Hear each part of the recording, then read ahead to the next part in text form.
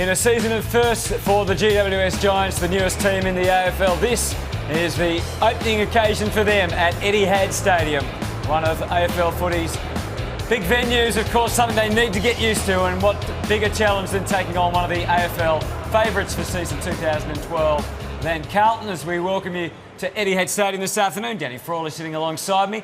Look, they've been pretty impressive so far, you'd have to say, GWS. Certainly got a lot of respect out of their opponents, but this is probably a tougher challenge than they've faced so far. They're like the Leyland brothers. They travel all over the countryside. This is their sixth AFL game and their sixth different venue, and their first game at Etihad Stadium. You can just tell the players in the warm-up and the coaching staff, they're really excited about getting out here in Melbourne. You know, Callum Ward there, and there's a lot of players that are coming back to Melbourne now. You can see Tom Scully, James McDonald, these type of players. They'll relish this opportunity. You'd think fatigue will be an issue, travelling as part of that during the year, but maybe not quite yet?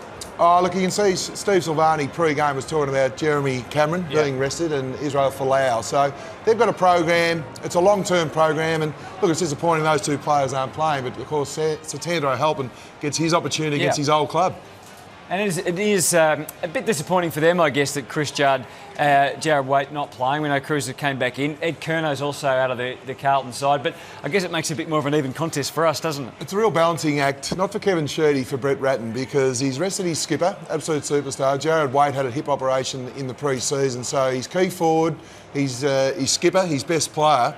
It's a real balancing out to make sure the mindset. We saw GWS last week against the Western Bulldogs. They weren't ready to play the Bulldogs up at Canberra, so Brett Ratton really needs to earn his money today and make sure they're really competitive. And look, we saw the same thing here, didn't we, at Etihad last week with North Melbourne against the Gold Coast. They weren't quite on, and the Gold Coast know they're 12 months advanced to GWS, but they really took it up to the Kangaroos. And that form was frank last night. They were really unlucky to get beaten by Fremantle up at Metricon Stadium, and you can see that the Gold Coast players, they build. They have little wins. They don't, maybe not on the scoreboard, just a couple of inside 50s, some really hard balls, some ball movements. So Kevin Sheedy and Mark Williams and the coaching staff, they'll be really keen to make sure that they get some little wins. May not be reflective on the scoreboard, but just the real development of these young players. And there's been those along the way already, hasn't there? As you said, they were really good last week. Blues aren't far away from coming out. And here he is, Captain Carlton, leading them out. There, he's a big. We're just looking at the modern day athlete, Anthony. As you see Carlton coming out, Cade Simpson. What a great contrast in milestone games. Eddie Betts and Sean Hampson. Isn't that great about our game still? That's fantastic. Of course, Cade Simpson plays 150th consecutive AFL game, but just the physique, they're sheer athletes now. Even Matthew Cruiser there, just the big torsos. Very thin through the waist. Eddie Betts there with his family. That's a fantastic moment for him. What did you make of them last week against Fremantle? Because look, there was a good win, a really good win on the road, good bounce back against Essendon, but early on, Fremantle really had the run of the race in that game. No, they certainly did, Hutto. And you have a look at their team there. No Chris Judd, obviously. Cruiser back into the ruck. Andrew Walker, looking forward to seeing him second up in the spell. Lockie Henderson, probably one of the most improved players in the competition. Jamison probably playing centre-half back there with Gibbs, a periphery role. I don't think he'll be centre-half. Mitch Robinson and Cade Simpson. It'll be interesting to see without Judd whether Cade Simpson gets tagged. You know, he's been in really good form, but Walker's the one that I'm really looking forward to see. He was a little bit stiff last year to miss out on All-Australian, and his return to form was terrific. He played a lot in the midfield, which surprised me somewhat. And Brett Ratton there getting the run into him. And look, he's a super player. Very hard matchup. We know down forward, you know, he just about took the mark of the year. Controversially, some would say he did take the mark of the year last year, and he's a terrific player, Andrew Walker. Looking forward to seeing his form today, second up from the spell. All right, a look now at the GWS team. As you mentioned, no Jeremy Cameron or Israel Folau. Sam Reid will start as the sub. Satanta gets his chance. And there is some reasonably experienced players in there, but still a lot of kids. Yeah, another first go. Liam Sumner there in the forward pocket, number 28. Satanta Halpin. Will he be keen to really perform well against his old club? And Thomas Bugg, he's the one that I've really watched and admired. I know we saw him a few weeks ago, tag Brent Harvey. He's averaging the 23 disposals there, the 14 in the Giants jumper. Not only that, he's playing on some of the best on balls, so he's getting a really good learning curve. You see here on Daniel Cross, the Bulldogs vice-captain, and he's only conceding the 5 goals, so a terrific young player. Our Rising Star nomination. All right, let's go downstairs and catch up with Jason Dunstall and David King. Thanks, Hutto. If you've watched the last couple of weeks, both GWS and Gold Coast, I think, are getting closer and closer to an upset. I think if Carlton take them too easy today, it could spell disaster for them. We expect a comfortable result, but their attitude has to be right. They've got to come mentally prepared for a tough contest to get the job done. They've got to respect their opponents. It's okay to say that we're better than them and that we should beat them. Give them the respect they deserve. And finally, I'm going back to attitude. Because look, they are the better team. They've got more skill, they've got more experience, they've got more size. But it's between the years that'll decide how much they beat GWS by. Well, here at Etihad, Jace, I've gone the other way with the GWS. I think they can really challenge Carlton, especially early. Perfect conditions to show their skills, and control the ball is a big indicator for that. Uncontested marks, an area they've been pretty ordinary at throughout the course of the start of 2012. They can annoy Carlton. Harassment. Just show some endeavour to force Carlton into turnovers. That's what we need to see today. They don't score from clearances, the GWS, but they can score from turnovers and work rate. Carlton, we know, they spread incredibly hard from contested, congested clearance situations. I just want to see them work hard, go with them when they can, excite when they're in possession, because I think there's going to be a time where they have a big quarter or a big half-hour patch, if you like. So it could be today. Who knows? They could get the opportunity to charge at Carlton. Hope they do, and especially early. Looking forward to this one. It's Carlton and GWS. The preliminaries are over here at Etihad Stadium. Join Anthony Hudson on the other side of the break for the first bounce.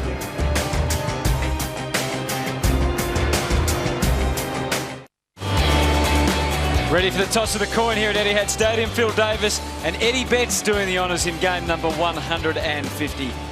25 years of age, Eddie's kicked 229 goals. Then a real terrific pickup as Phil Davis wins the toss and will go down to the locket end. And Eddie Betts was a pre-season draft pickup, so a great selection for the Blues under Wayne Hughes. But GWS, Danny Frawley, going to be joined by Jason Dunstall and David King down on the boundary this afternoon.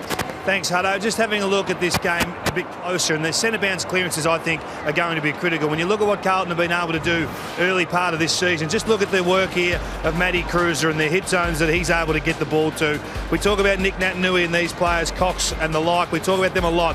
We undersell what Cruiser can do in the ruck, and Hampson when he has his time in there. But just look at the range he gets. I realise these are all going to Chris Judd, but he's got other capable players in there today in terms of Murphy and Simpson and Scotland and the like. But their damage from centre bounce clearances is the second best in the competition. So I'd expect to see that really challenge the GWS today, all day, especially when Cruiser is on his game. Thank you, Kingy.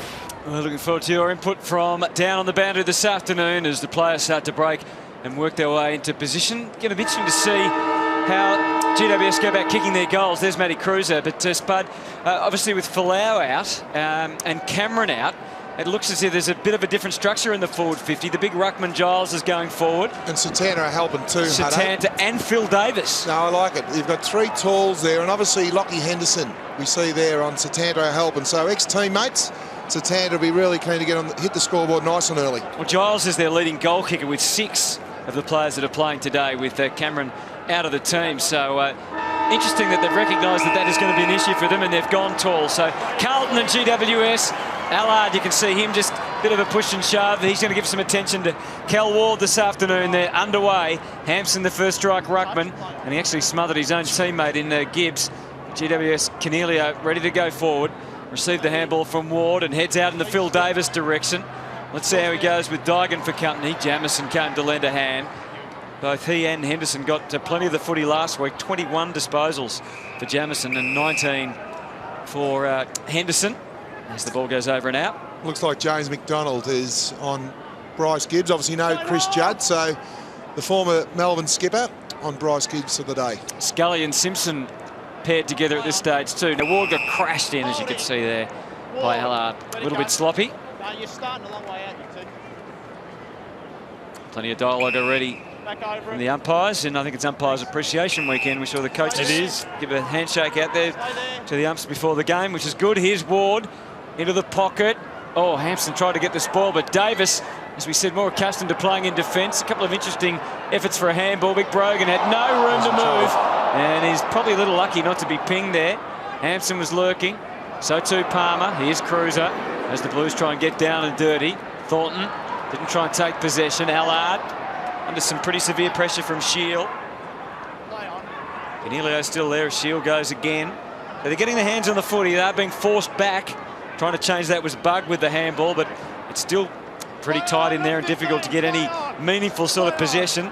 Still, the umpire doesn't pay the mark. Power starts, and they really spread wide. And Moore now charging. Pull at the gate. Audacious effort to bounce. And it all came undone for him in a bit of a heap as Gibbs clears to half forward. Well, I don't think he's got any left foot. That's what I learned through that passage of play. Hutto tried to get on his preferred kicking foot there on the right. And Thornton dribbles one along the line, and it's out of bounds. One thing, just trying to get onto the right foot. I don't know about the bounce. No, not running into traffic there. But one thing they've started really well, GWS, is their contested possessions. 10 to Carlton's 4. So a terrific start winning the hard ball. I'm sure he was actually tackled at the moment of release, and he actually just dropped the ball more than anything. But anyway, we've got holding off the ball, and we might see a little bit of that today with Mark Murphy, one of the prime targets, no doubt, for GWS. Sets it up to the square. Cruiser comes. He couldn't get there, but Betts in his milestone game did. Lost his footing. Cruiser, Walker. That looks pretty good. Looks pretty sharp. They're on the board.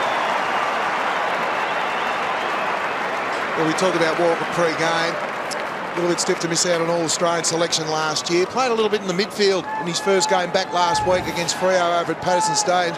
Look at the recovery here from Matthew Cruiser from a ruckman. He's rover-like. He's like another on-baller. It was a terrific shot in the end. We just see there, Cade Simpson there, Eddie Betts trying to mark the ball, but just Cruiser. That's the beauty of a big man. I think gone are days where you just accept it just to tap the ball and use your body as a ruck.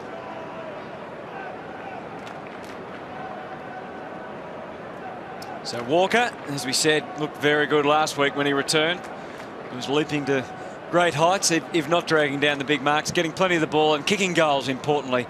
He's an important member of that Carlton forward line this year if they're going to do any real damage in the finals. You'd think they'd need a couple of goals from him a match. I reckon Callan Ward's in for a long afternoon. David Etihad is shadowing him every step of the way.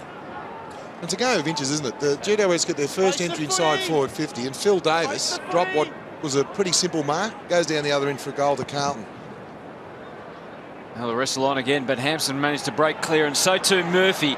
Turns head time to really scope out the forward line. Go heading for Cruiser again. Moore was there with him all the way. Allard. Somehow that stays in, or does it? No, it doesn't. Yeah, we know he's a very good run-with type player. What Callum Ward needs to do is push forward now and again. He's got a bit of a height mismatch on there, lad, so don't be afraid to push forward and use your marking strength. Definitely got a height advantage in the marking duel. Lots of good one-on-one battles. It looks as if this is going to be a learning day for GWS, playing against some quality opponents. Jamison gives the Blues another chance. Cruz has been busy as a target so far.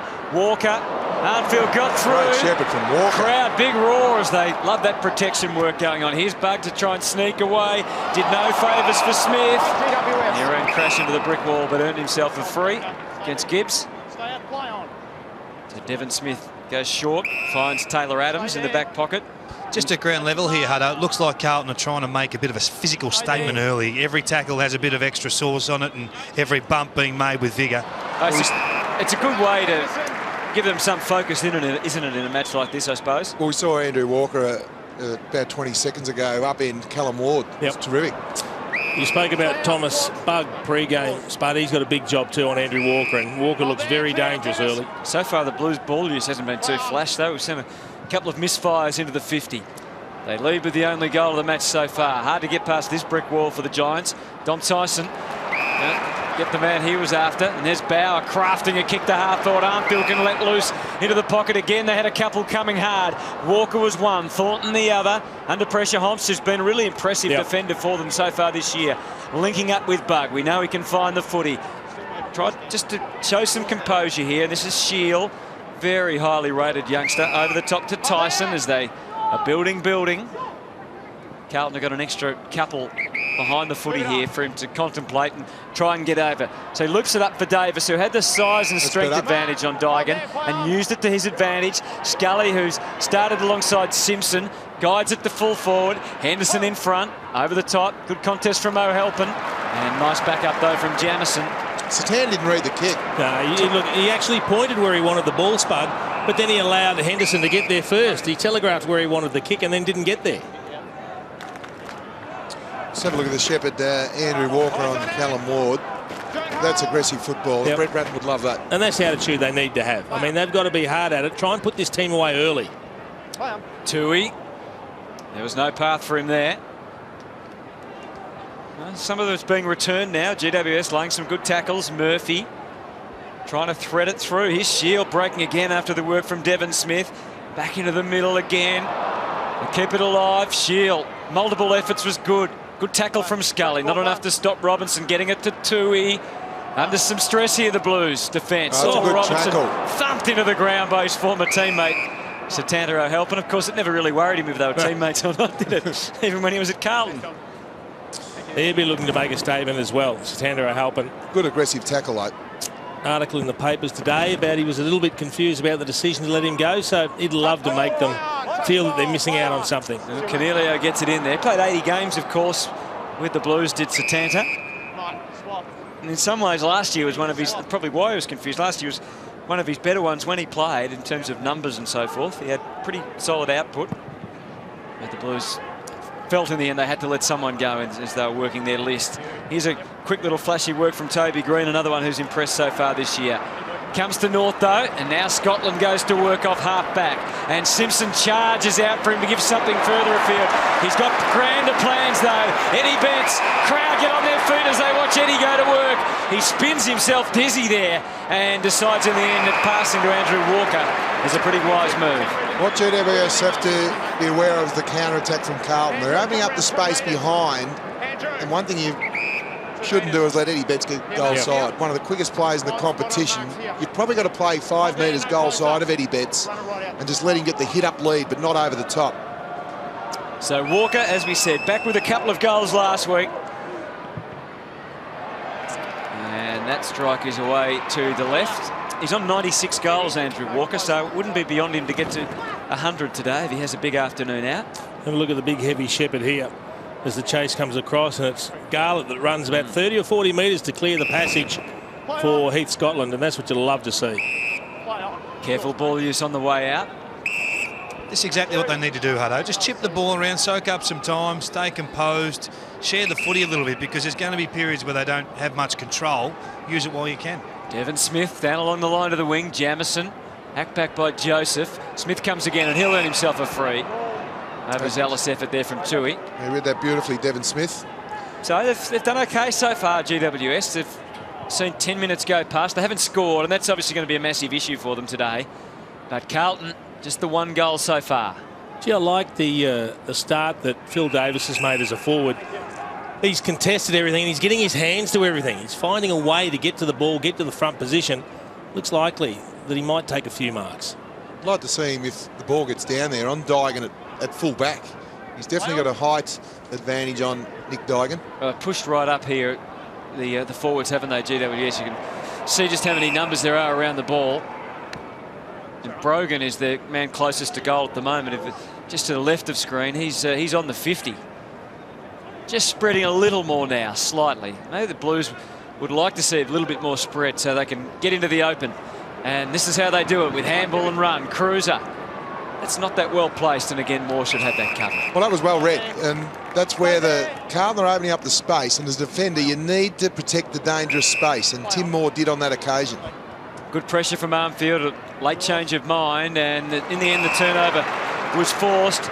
Wasn't a great kick from Bug, and Simpson's going to line up for goal. Nice work by Robinson. Well, that's going to be the issue. You turn the ball over in that area of the ground, it's going to come back with interest.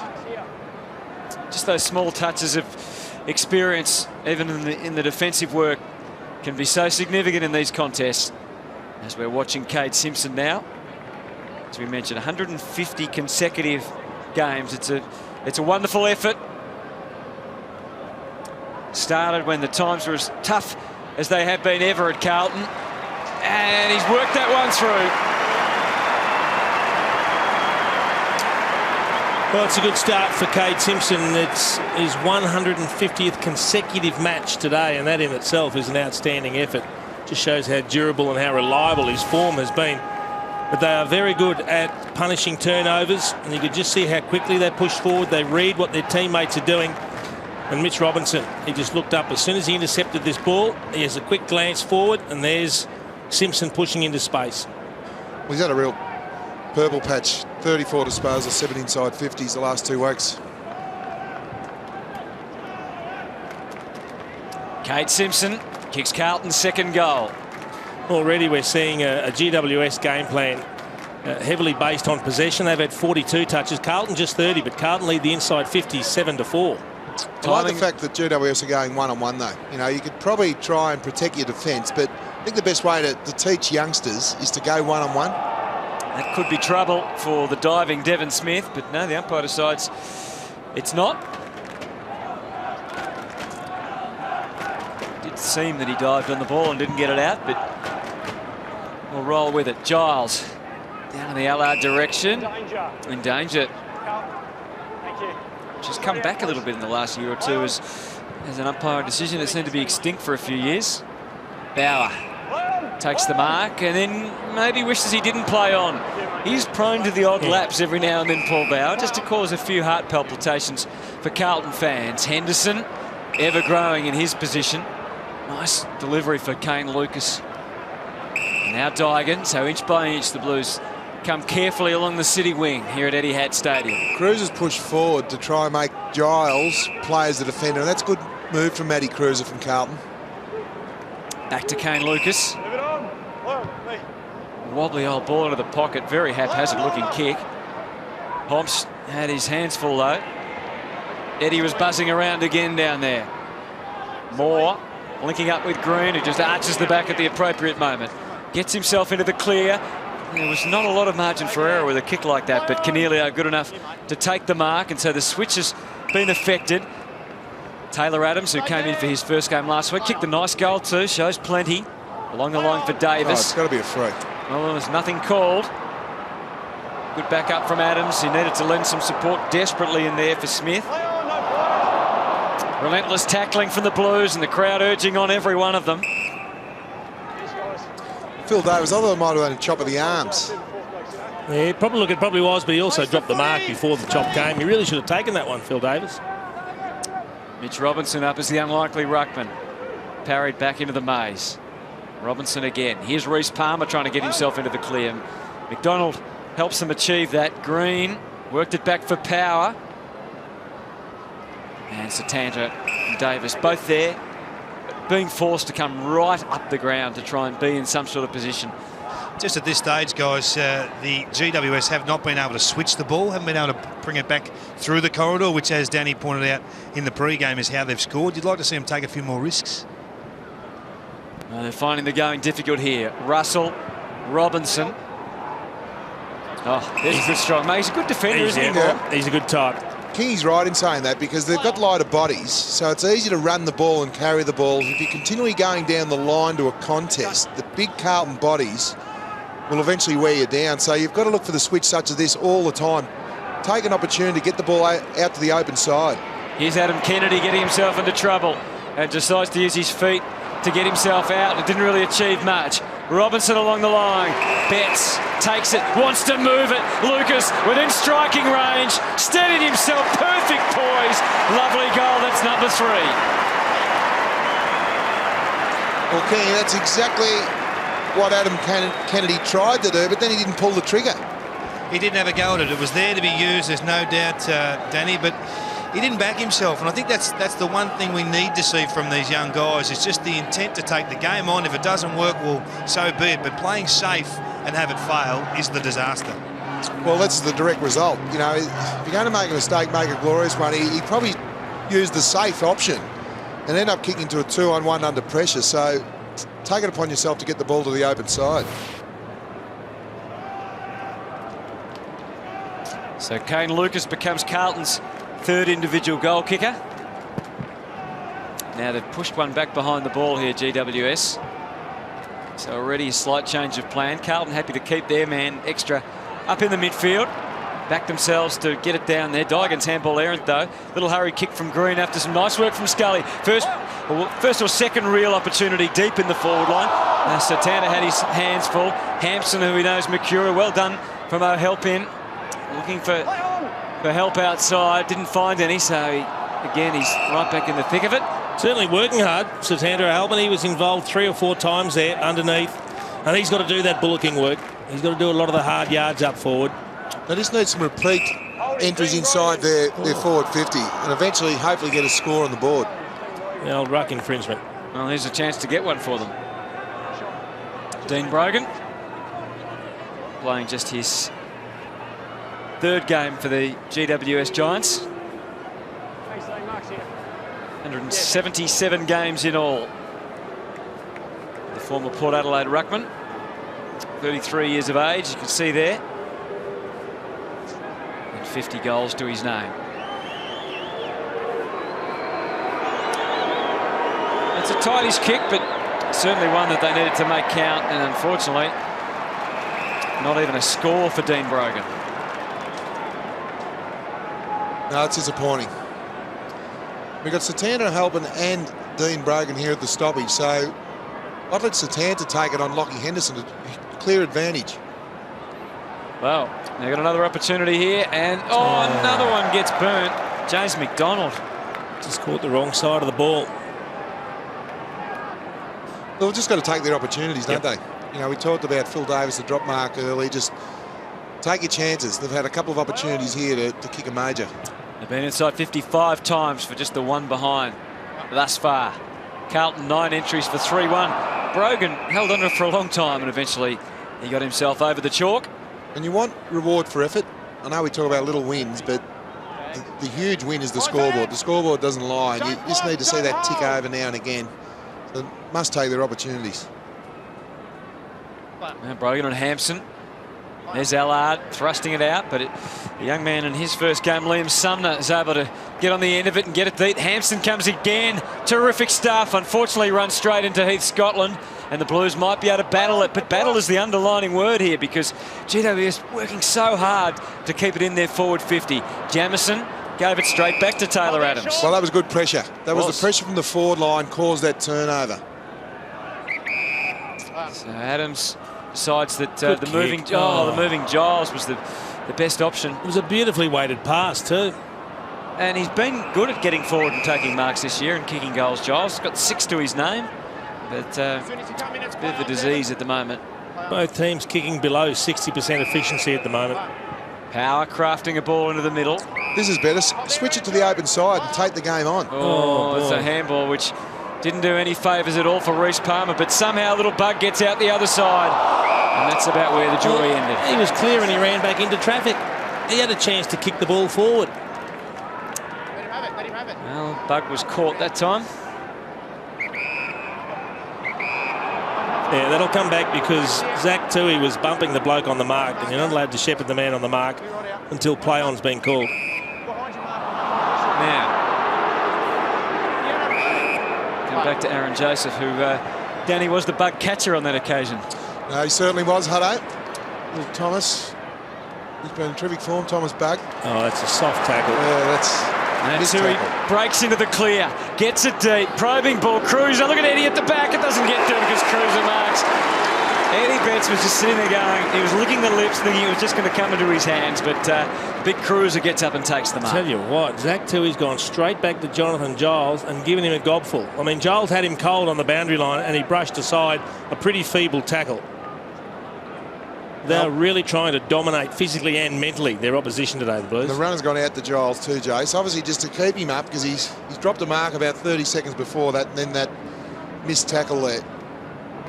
So lines the ball up, very deliberate action into his routine.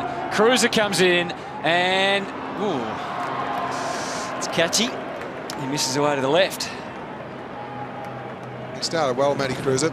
Here's the tackle again that you're talking about. He's got him right up against the boundary line and he just fends him off. He should have crunched him. What had to happen was go at least a boundary throw in, put him over the boundary line. Tried to tackle him with his fingernails instead of his torso. Kennedy, Henderson in a line of 3 Blues. That was a nifty little pass back. Close to being a throw from Robertson. Simpson sets it up. They'll go again. Walker, look, the most likely that time couldn't quite drag it down. So Kennedy comes out with purpose with the handball. Not sure it was actually meant for Cornelio, but he took it anyway. And now Hampson in some space. Can he use that liberty to his advantage? He's ducking and weaving, waiting. Homps has pushed really hard to get forward and give him something. Jamison with the edge and strength and experience, though. Took it onto his terms and takes it over. But great run from Homps to get all the way down there and give him some sort of target. And Sheeds needs to send the runner out, so that's better. Get the ball to the open side and let your footwork and your skills do the talking. So the margin is 19 as it stands. Gibbs, rucking and roving. Down to Betts, who looks like he could tear this one apart. Gets it down to Cruiser. Got through to Walker. A little bit of a shuffle in the pocket. Thornton, he realised that the pressure was building on him and they were closing. And he maybe just rushed it a fraction. 3-3-21 to 1 behind. Quick kick in and they're away. Let's protect him. Keep running. Yeah, great run from Shear. Look at him go with a couple. Suddenly the ambition's got greater and greater. Hampton, I thought he possibly could have taken on himself and gone for goal, but he goes short. He finds Sumner, who can have the shot for goal. Gee, that's terrific movement of the footy. From the quick kick out after the behind was scored, they used the corridor all the way. And there was some great run and carry. Dylan Shield, I think it was through the middle of the ground. He's got good pace, isn't he? Class player. He's also a fantastic chase from Cruiser. They had to shepherd him 3 occasions to stop his run. Didn't let a spell after that, Cruiser. Oh, his first game, Sumner already has 1 kick. This is his second. Can he capitalise and show his more experienced counterparts how to do it? Yes, he can. Well done. Sandringham Dragons, you see all the GWS players get around him. That is fantastic play for the youngster playing his first AFL game. But I really love the thing he talked about. Just look at the run on Cruiser. It took 3 or 4 efforts there. Now, we didn't get him, but it's a great effort. But the thing I liked about GWS's play was they took the game on through the middle of the ground. If you're going to make a mistake, make it trying to get the ball to the open side or through the middle of the ground. But that's a terrific...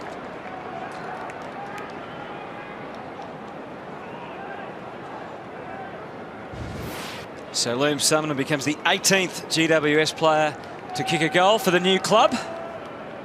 Been a move here, Hutto. Phil Davis going down back onto Matthew Cruiser. All right, well, they've got a goal on the board, a bit more confidence, and the margin is 14 at the moment.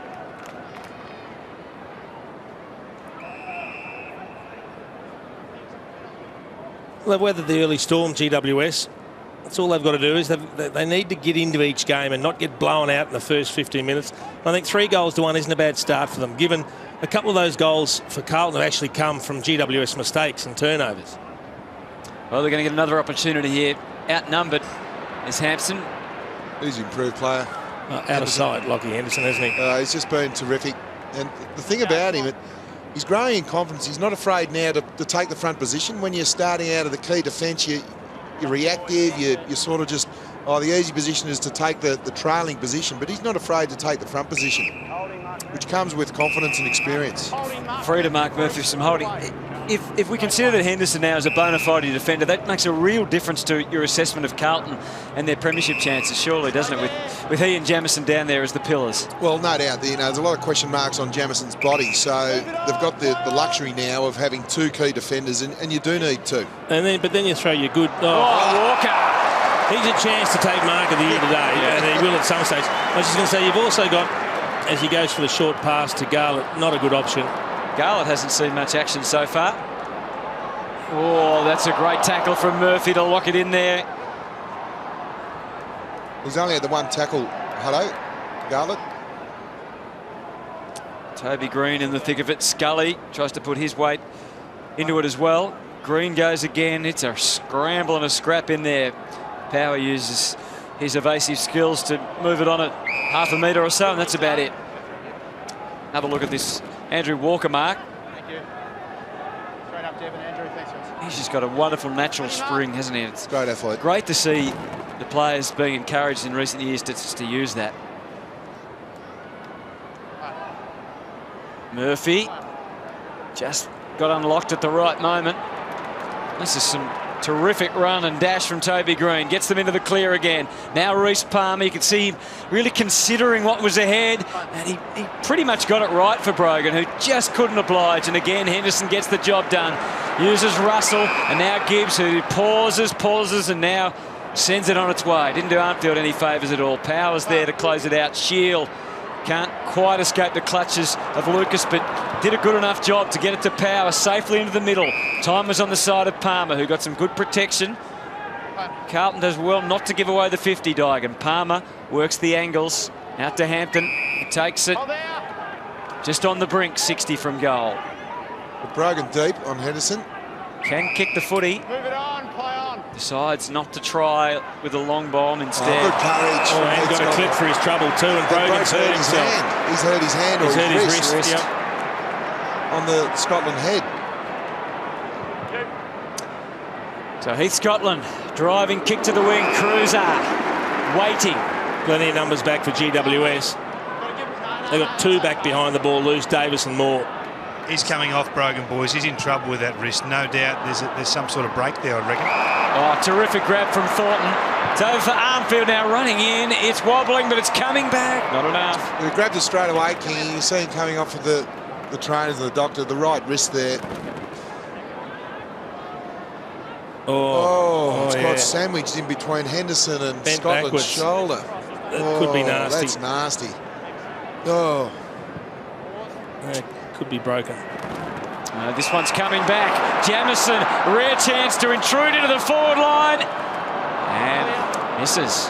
Well, they're hanging by a thread now, GWS. They've got to be a little bit more careful with their use of the footy. See Brogan there in the hands of the doctors. Eddie, stay out. Short stuff on the way. Stay out, Eddie. Shield. Eddie.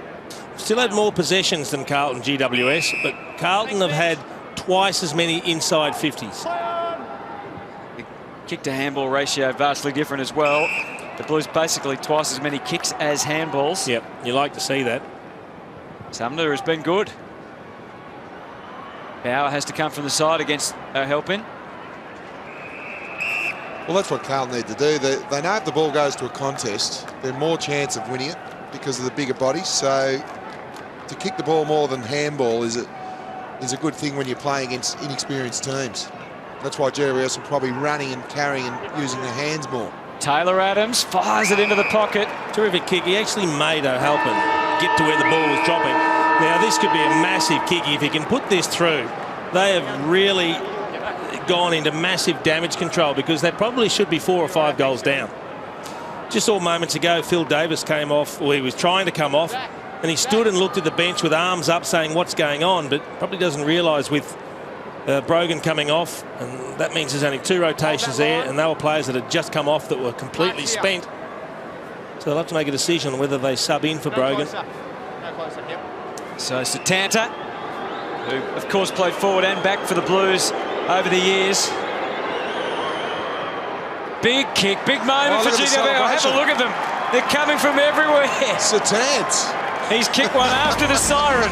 It's after the quarter-time siren, not the final siren. It's all right, it'll do, Hutto. Oh, it will. And they're almost running through the Carlton huddle after that.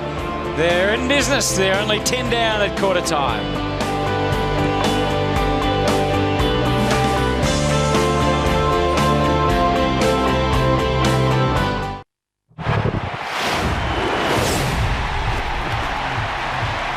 Sets it up to the square. Cruiser comes, couldn't get there, but Betts in his milestone game did.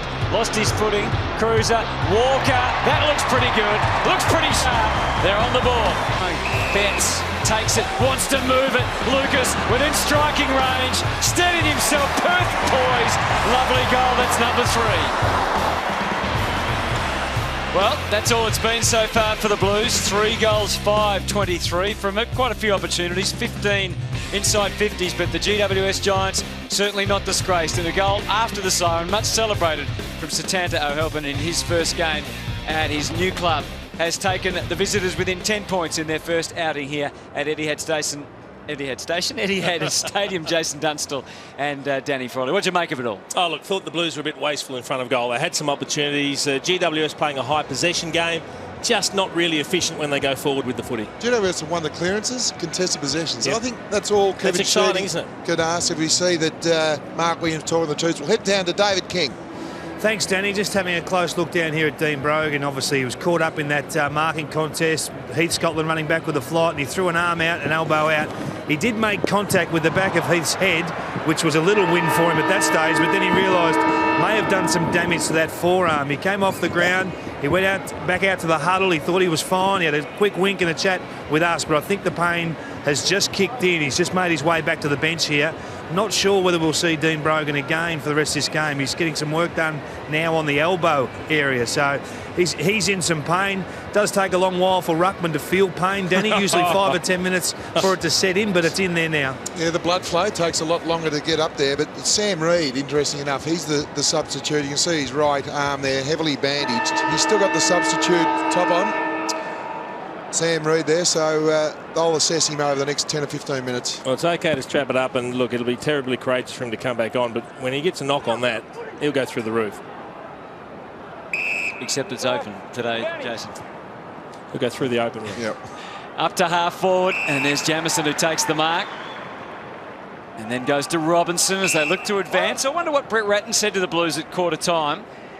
Oh, he would have been disappointed with the clearance work, Hutto, and the contested possessions. There's no doubting that. And Carlton pride themselves on those two facets of the game. Oh, it's something that GWS have really been able to match, you know, most sides with in that area through their first 5 weeks in the competition. Ward, Canelio, some good tight stuff again. And they're thrusting forward through Taylor Adams. They're helping. Nothing for them short, except Sumner, who comes whizzing through and had an opportunity. He did duck. The umpire was there to read that. Hampton up against the line, but anything's possible. The 2 entries inside 50 to GWS went to Davis and O'Halpin, and they both went to the defender's advantage, not the forward. That's the thing that they really need to work on with their entries inside the forward 50. Oh, Giles, just for a moment I thought Hampson had come over the top, trying to wind his way through Devon Smith.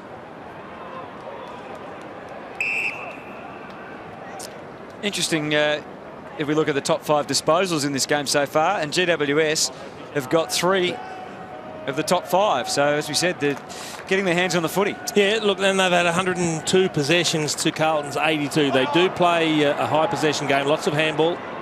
Henderson got the tap. The Blues left it behind, though. McDonald are helping again. Oh, in-step talk. Look at that! Oh, he could patent that. That is a classic in-step torp. The spiral was absolutely... A reverse torpedo. It was absolutely perfect. Great handball. Great handball from James McDonald. You just see him around the ruck contest there, and he's tried to get up, and he's mistimed it. And touch early. Well, he knocked his teammate over, which was good. That's why there was no free kick paid. But then have a look at the handball here from James McDonald was absolutely terrific.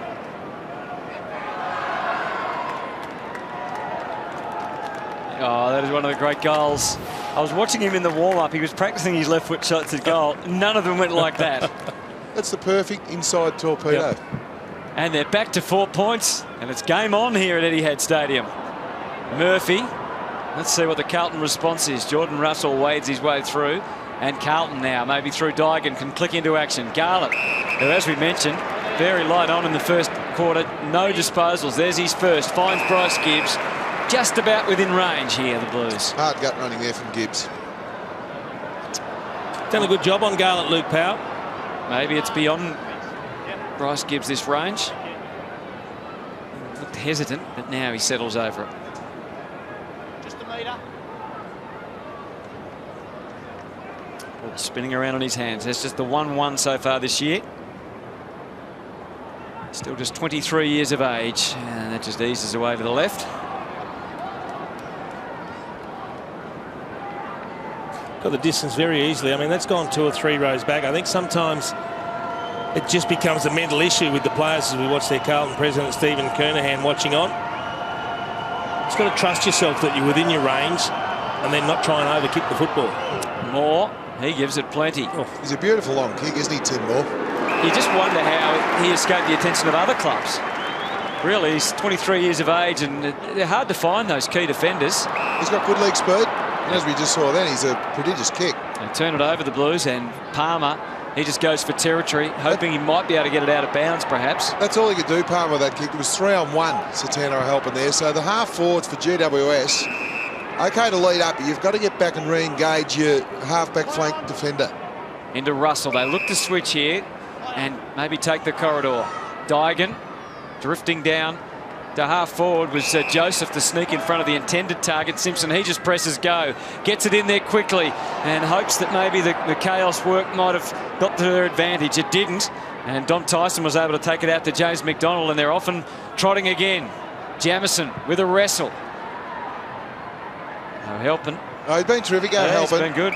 He hasn't lost a contest. He's what they've needed in the first 5 weeks, isn't he, really? He's halving the contest. He's not winning too many in the air, but that's all you want from your key forward. Don't get outmarked. And we've seen in the first 5 games, a lot of their forwards do get outmarked because of the lighter bodies. He's got a big body, Satano Helping. And often they've been outnumbered as well, and he can take on battles like that, as you said, and try and come close to at least breaking even.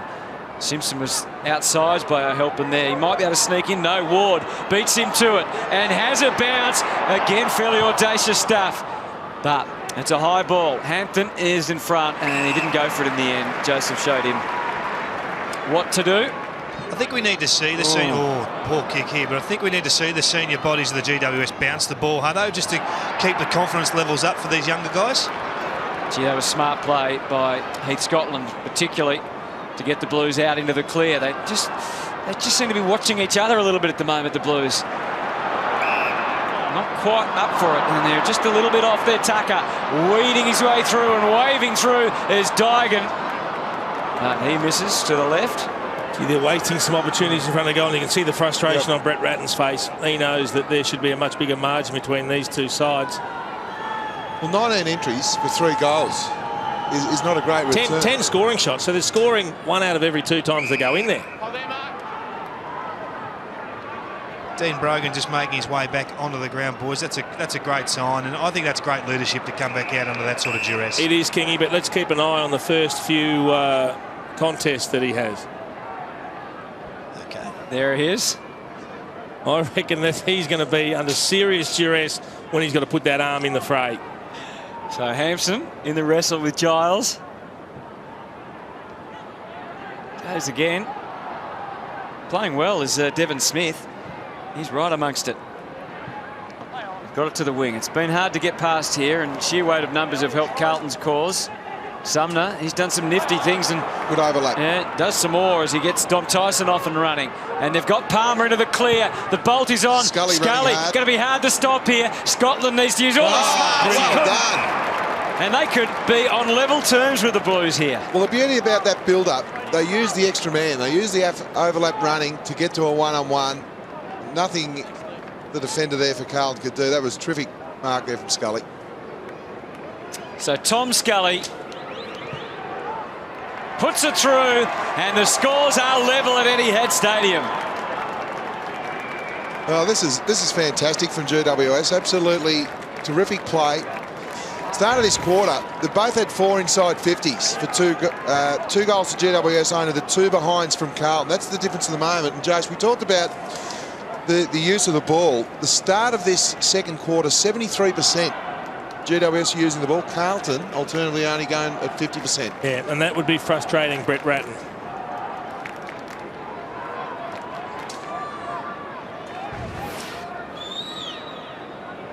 Well, who would have predicted this? Well, nobody, I don't think, as Tom Scully has been winning plenty of footy. And I think the criticism, I guess, has been it's been a lot of uncontested footy, but he's an undoubted talent. Let's hope he can fulfil that talent as he helps to lead this GWS team.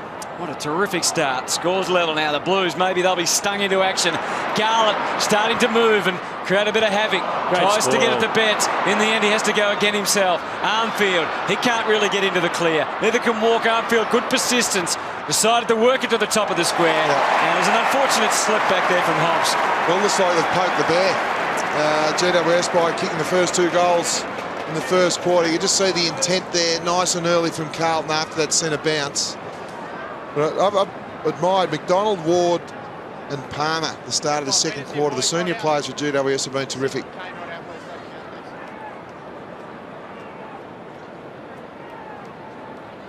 So Brett Thornton from point blank range puts it through. And Carlton's 4th goal gives them back the lead.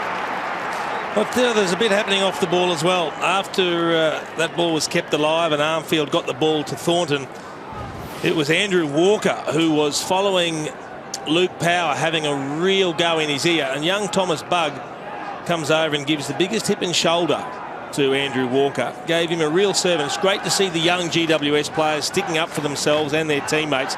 They're not going to be dominated by the Blues, who are trying to really get on the top of them mentally and physically.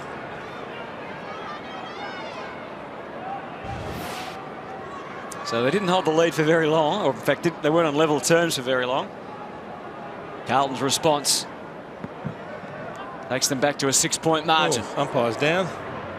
Joseph out of the clutches. Hampson just bundles it on. Simpson, Walker. The setup was complete, but he fumbled.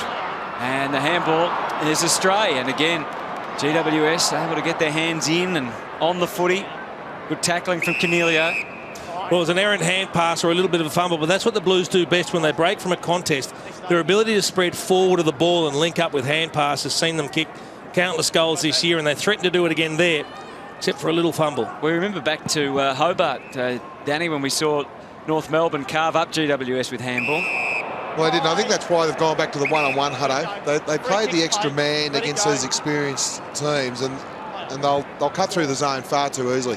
Robinson waits it. Betts decides to stay down and not get in the road of his teammate, who was up Kane Lucas and able to fly. Well, Thomas Bach just lost the body there in that situation against Simpson. It's just the experience of Simpson getting his body in the right position.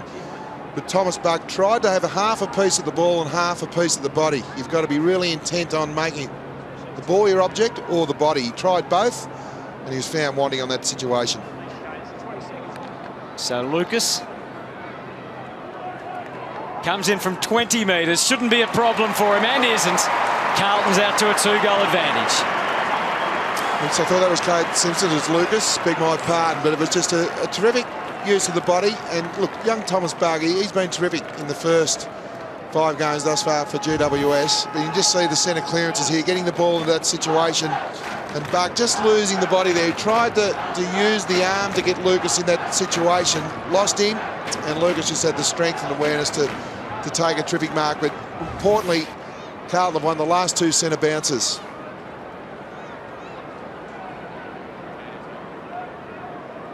David King. Just had a look at Heath Scotland. I reckon he hurt himself. He rolled his ankle when he was in the marking contest with Tom Scully just at the goal square at the other end about 5 minutes ago. He's been downstairs for treatment. He's limping a little bit. He is back out in the ground, but he's under some duress. Sub is young Josh Bootsma, who's on debut for the Blues, as GWS need to respond and go forward. And they're doing it through Sumner, who guides it. They're everywhere in there. And Toby Green comes up with the goods. Terrific running, reducing the hands. Good work in the centre circle there from Dean Brogan. Gee, he is battling courageously. Hold that line, Toby's on the mark. So he's been the leading possession winner per game so far this year in his 4 games. 26 disposals as well as 3 tackles each game. His kicking efficiency hasn't been a great strength, so this will test him here at Etihad Stadium. Kicking from outside the 50. He gives it plenty, and it just slightly astray. Carlton, we can't see it at the moment because they're all up the ground, but they've gone fairly short up forward at the moment, the Blues, with all those smalls back now. There's Good pressure. Big turnover here. Oh, and Hampton's just the man to wield his way out. James McDonald not even going to get a score for that one. Well, Junior's tried a couple of snaps on the nominal Left foot, third. yep. Probably look for, try and get on your right or just give the ball the quick hands out the back. Well, long kick out went directly to a one-on-one, and that was easy fodder for Homst. Well, that was interesting because the rest of the players all bunched at around the 50-metre arc, but on the edge of the corridor, and it left that whole wing side open. There was a long lead that came from about 50 metres away. And there are just so many numbers around this ball. Gibbs just bundles it around the corner. I haven't heard the play on call. Yeah, Kane Lucas paid the mark to himself, and everybody else just went with Out of it. bounds. Ran out before he kicked it. Kane Lucas is a player that looks like he's enjoying a bit of continuity in his football. He's had some injury issues. He's broken into the side now, and the more he plays, the better he looks, the more comfortable he looks. And I think he's going to be a valuable addition to the Blues lineup. He used the ball extremely well, Kane Lucas, by foot. So Cruiser. And there is Heath Scotland. He'll test out his ankle. I reckon the umpires are starting to get it right as well now. When players are getting the ball low in the contest and charging with their head, they're not getting the automatic high contact free kick, and I like the way the umpires have adjusted. Yeah, agree with that. Murphy gave it straight up, stripped, and Bugs kick into the 50, followed up by Green. Quick kick, and again just slightly away, but they've owned the footy for the last 2 or 3 minutes. Well, this is a good period of play where they're actually keeping the ball down their end of the field, and that's what you want to do. Bring your press right up and create stoppage after stoppage and scoring opportunities. They just haven't been able to put one between the big sticks, but it's been a really good passage by GWS. I think their setups defensively have been very good so far this year. Great tap there from Brogan. Scotland, and trying to wind his way through was Tyson. One more handball into Claire McDonald. This time, make sure of it. Oh, he's missed 3. Well, that's you need to get the ball in the hands of your good, Kirtling Hampton these times. It's a beautiful tap. That is sensational. Straight to Scully, over the back. And again, there's a massive bunch up. Yep. And you've got to take your opportunities. They've got their outriders in place. And not necessarily kicking to huge advantage. Cruiser couldn't drag that one down. Simpson overran it. Allard got Garlett there with him if they can get it out to him. Here he goes. Garlett, but he had no one to kick to at all. And that is a perfectly placed ball. He made a talk then. James McDonald's done an extremely good job on Kate Simpson. He's only had the 3 disposals. But gee, wouldn't his job be going really well at times if he's hitting the scoreboard? Don't block. So all the players are pretty much, other than one pair, are on that side of the ground. They're all down the line along that city wing. Jordan Russell with a bit of a push and a shove on Taylor Adams, but got away with it. Cornelio not finding any exit there, and not being penalised either, so it's a ball up. And there we go. That just shows. But you look at the structure here, Hutto. Defensively, they're very good. They've always got an outrider, out wide, a sweeper. He's got off the ball to Murphy. Murphy's gone down. He went down easy there, boys. I was just watching that. Any remote touch on his back, he just fell to ground. I think they're exploiting the rule now. It's gone the other way here with Murphy. Bauer heads for Cruiser, who just couldn't cling on to it, and again, ticked for Let's have a look at the Murphy situation here. Oh, no. Give me a break. Thomas Bug did everything you'd want as a negating player in that situation. I think because he put his arms around, though, the umpire wouldn't have known. There was the non-controlling umpire too, so he's called it from 50 metres away. It wasn't a grab, grip, was it? Gee. Gibbs goes for Betts. Power, claim the mark. Umpire saying no. Needs protection here. Shield decided to run and then thought better of it. Thought maybe just lay it off. Do they look a better team when they play out to the open side and really switch it? Trouble is, too many players just looking for that short inboard kick and nothing further afield. Inch by inch, they get it down into the arms of Taylor Adams, and this should be all Carlton. Davis has it thumped away. He's had no real impact up forward. He has given them a target. He's competed, and again there, he's only had the couple of touches, a couple of handballs, but he was 1 against 3, and he's created a stoppage. So the Blues are doing it tough here at the moment. It's great stuff from GWS. Murphy turns quickly on the right foot. Robinson looking for a free. Doesn't get it. Help from Kennedy. And quickly, swiftly, they take it through the centre. Shield. Oh, that's not great. And Bauer's able to intercept. He's trotting away. He might go all the way here, Bauer. He wants to. You can see it in his eyes. He sniffs the goal, and he makes sure of it. How about that? Terrific goal. Dylan Shealy, you can see they're trying to get in the corridor, but you don't go in with extra numbers. They actually had 3 players there, and he just missed them all, Spud. Well, it was an ordinary kick. Poor kick. I still think it was a pretty ordinary decision. I just thought there was too many Carlton players around. I think the open side was the better option. But Bauer, and that's what you need to do. You need to make them pay. I think Brett Ratton would be a little bit more relieved now that Carlton, just the last 5 minutes, have been really on song with their intent.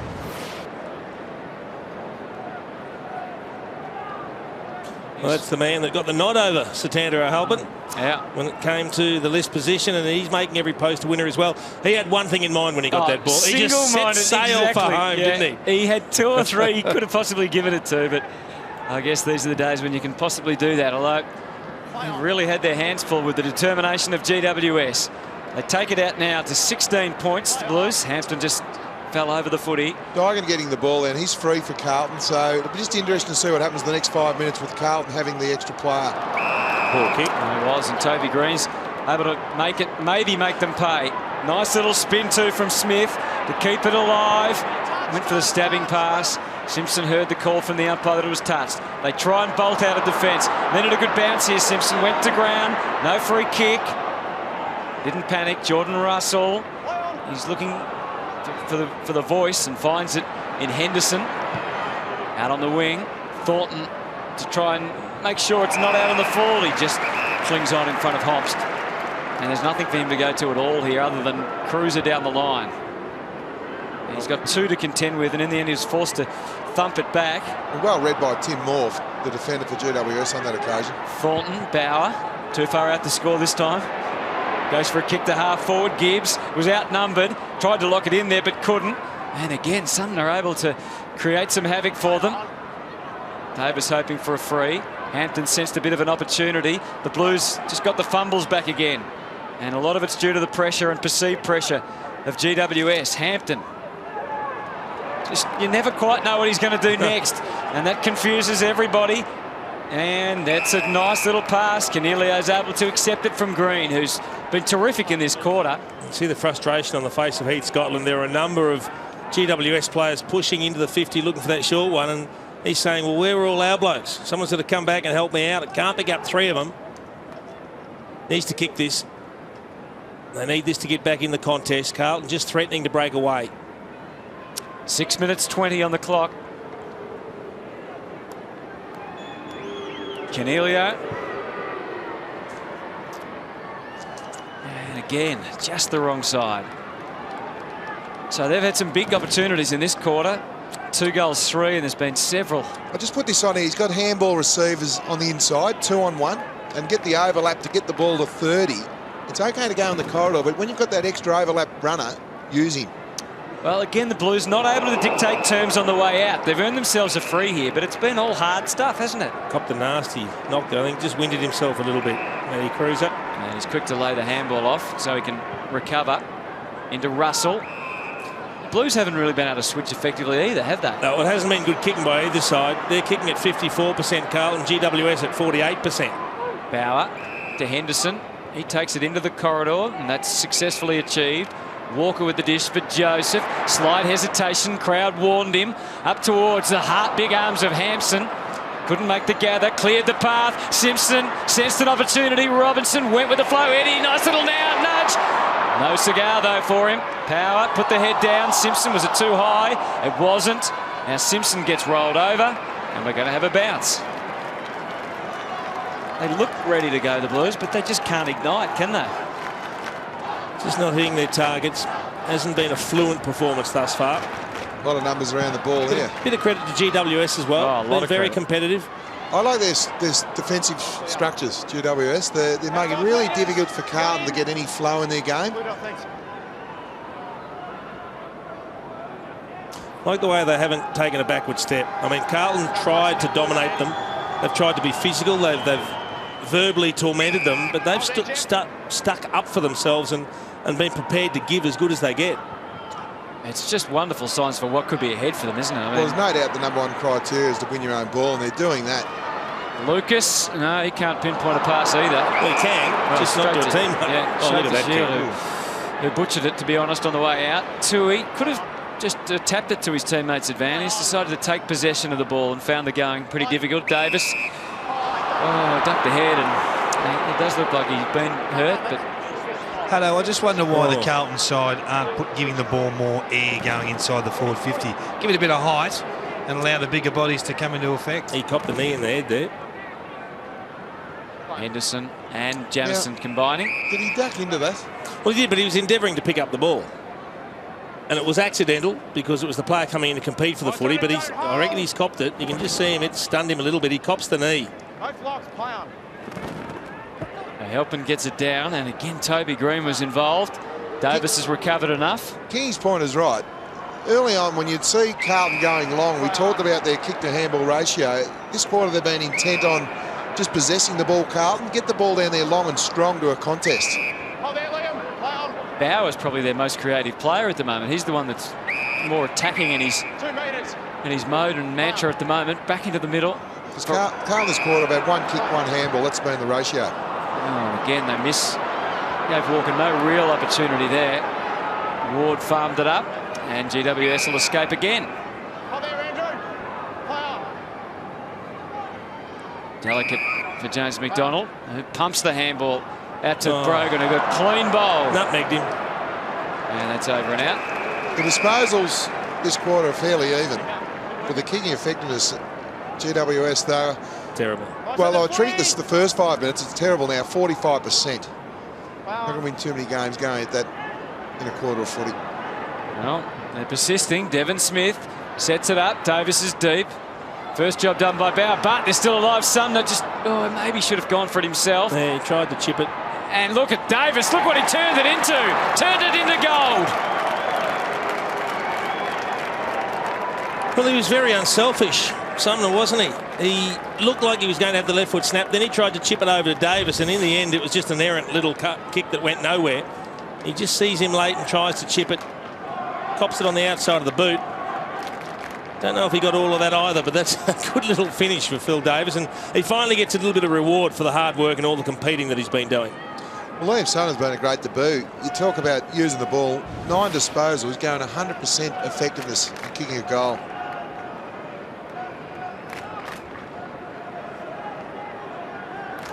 He's made a terrific debut. Gee, you've got to be impressed with what GWS have done in terms of managing Betts and Garlett up forward for the Blues. Eddie Betts has had 4 possessions, Jeff Garlett 5, neither's on the scoreboard.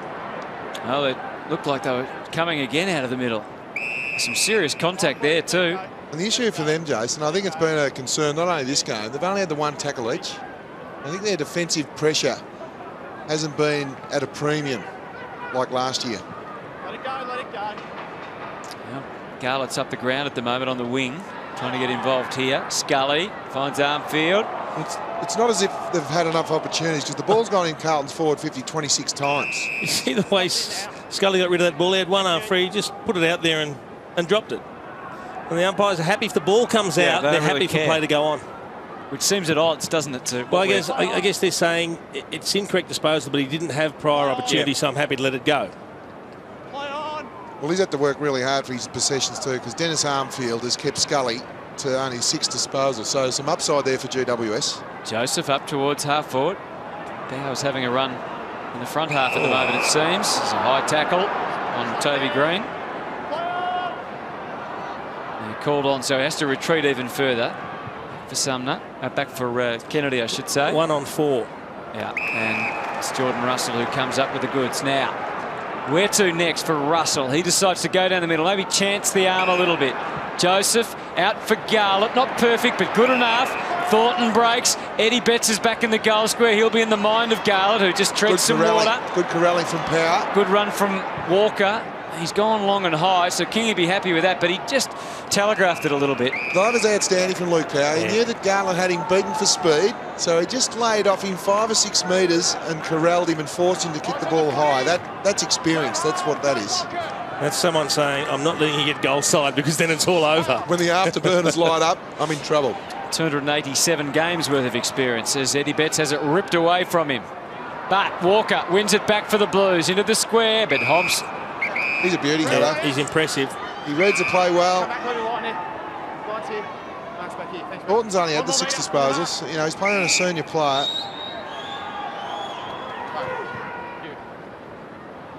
Again, they bunch it half back. Brogan over the top, Gibbs. Scotland as they wind their way around here. Every player is virtually in the defensive 50 here.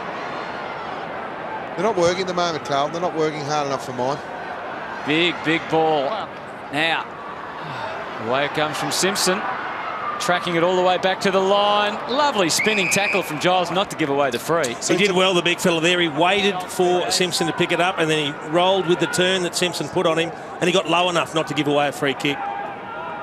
He doesn't look impressed, does he? He's probably wondering, what do I do at half-time? We're in front by 10 points. I just think the work rate there, that entry inside forward 50 to Carlton, we had 3 Carlton forwards going for the 1 ball, which means they're not thinking about working hard for each other. The biggest problem at the moment is the clearances, I think. 27-17, and Carlton have been the second best clearance side all year, and they've been shown up by a young GWS team. So the margin is 10 with 38 seconds to go.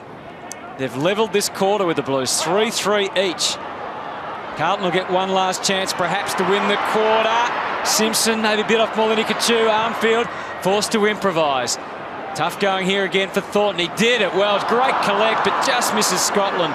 Lucas over the top. Back to Scotland. 17 seconds now. Dygan to try and strike. Goes wide into the pocket. Garlett and Betts. Here's Eddie. Inside, outside, inside. Out. Good pressure there from Adam Kennedy. He's done a great job on Eddie Betts and power on Garlett. They have been brilliant. Don't hold. Play on. Mitch Robinson winds up, and that'll do. That is half-time. Good quarter of footy for GWS. And the Carlton crowd not happy. Not happy at all. They booing their team? No, I think they are, Hutto. They're not happy with the score. I think they expected just to come in and get a live kill today, but GWS have got other ideas. They've been outstanding. They're not booing their team. Well, who else have they been, Jace? Well, they normally turn on the umpires for no good reason, mind you. The umpires have been good today. I think they have been too. Not in umpires' appreciation. Correct. Exactly right. The crowd doesn't always appreciate them, Hutto. No, fair call. All right, we'll take a break. It's half-time, and GWS are taking it right up to the Blues.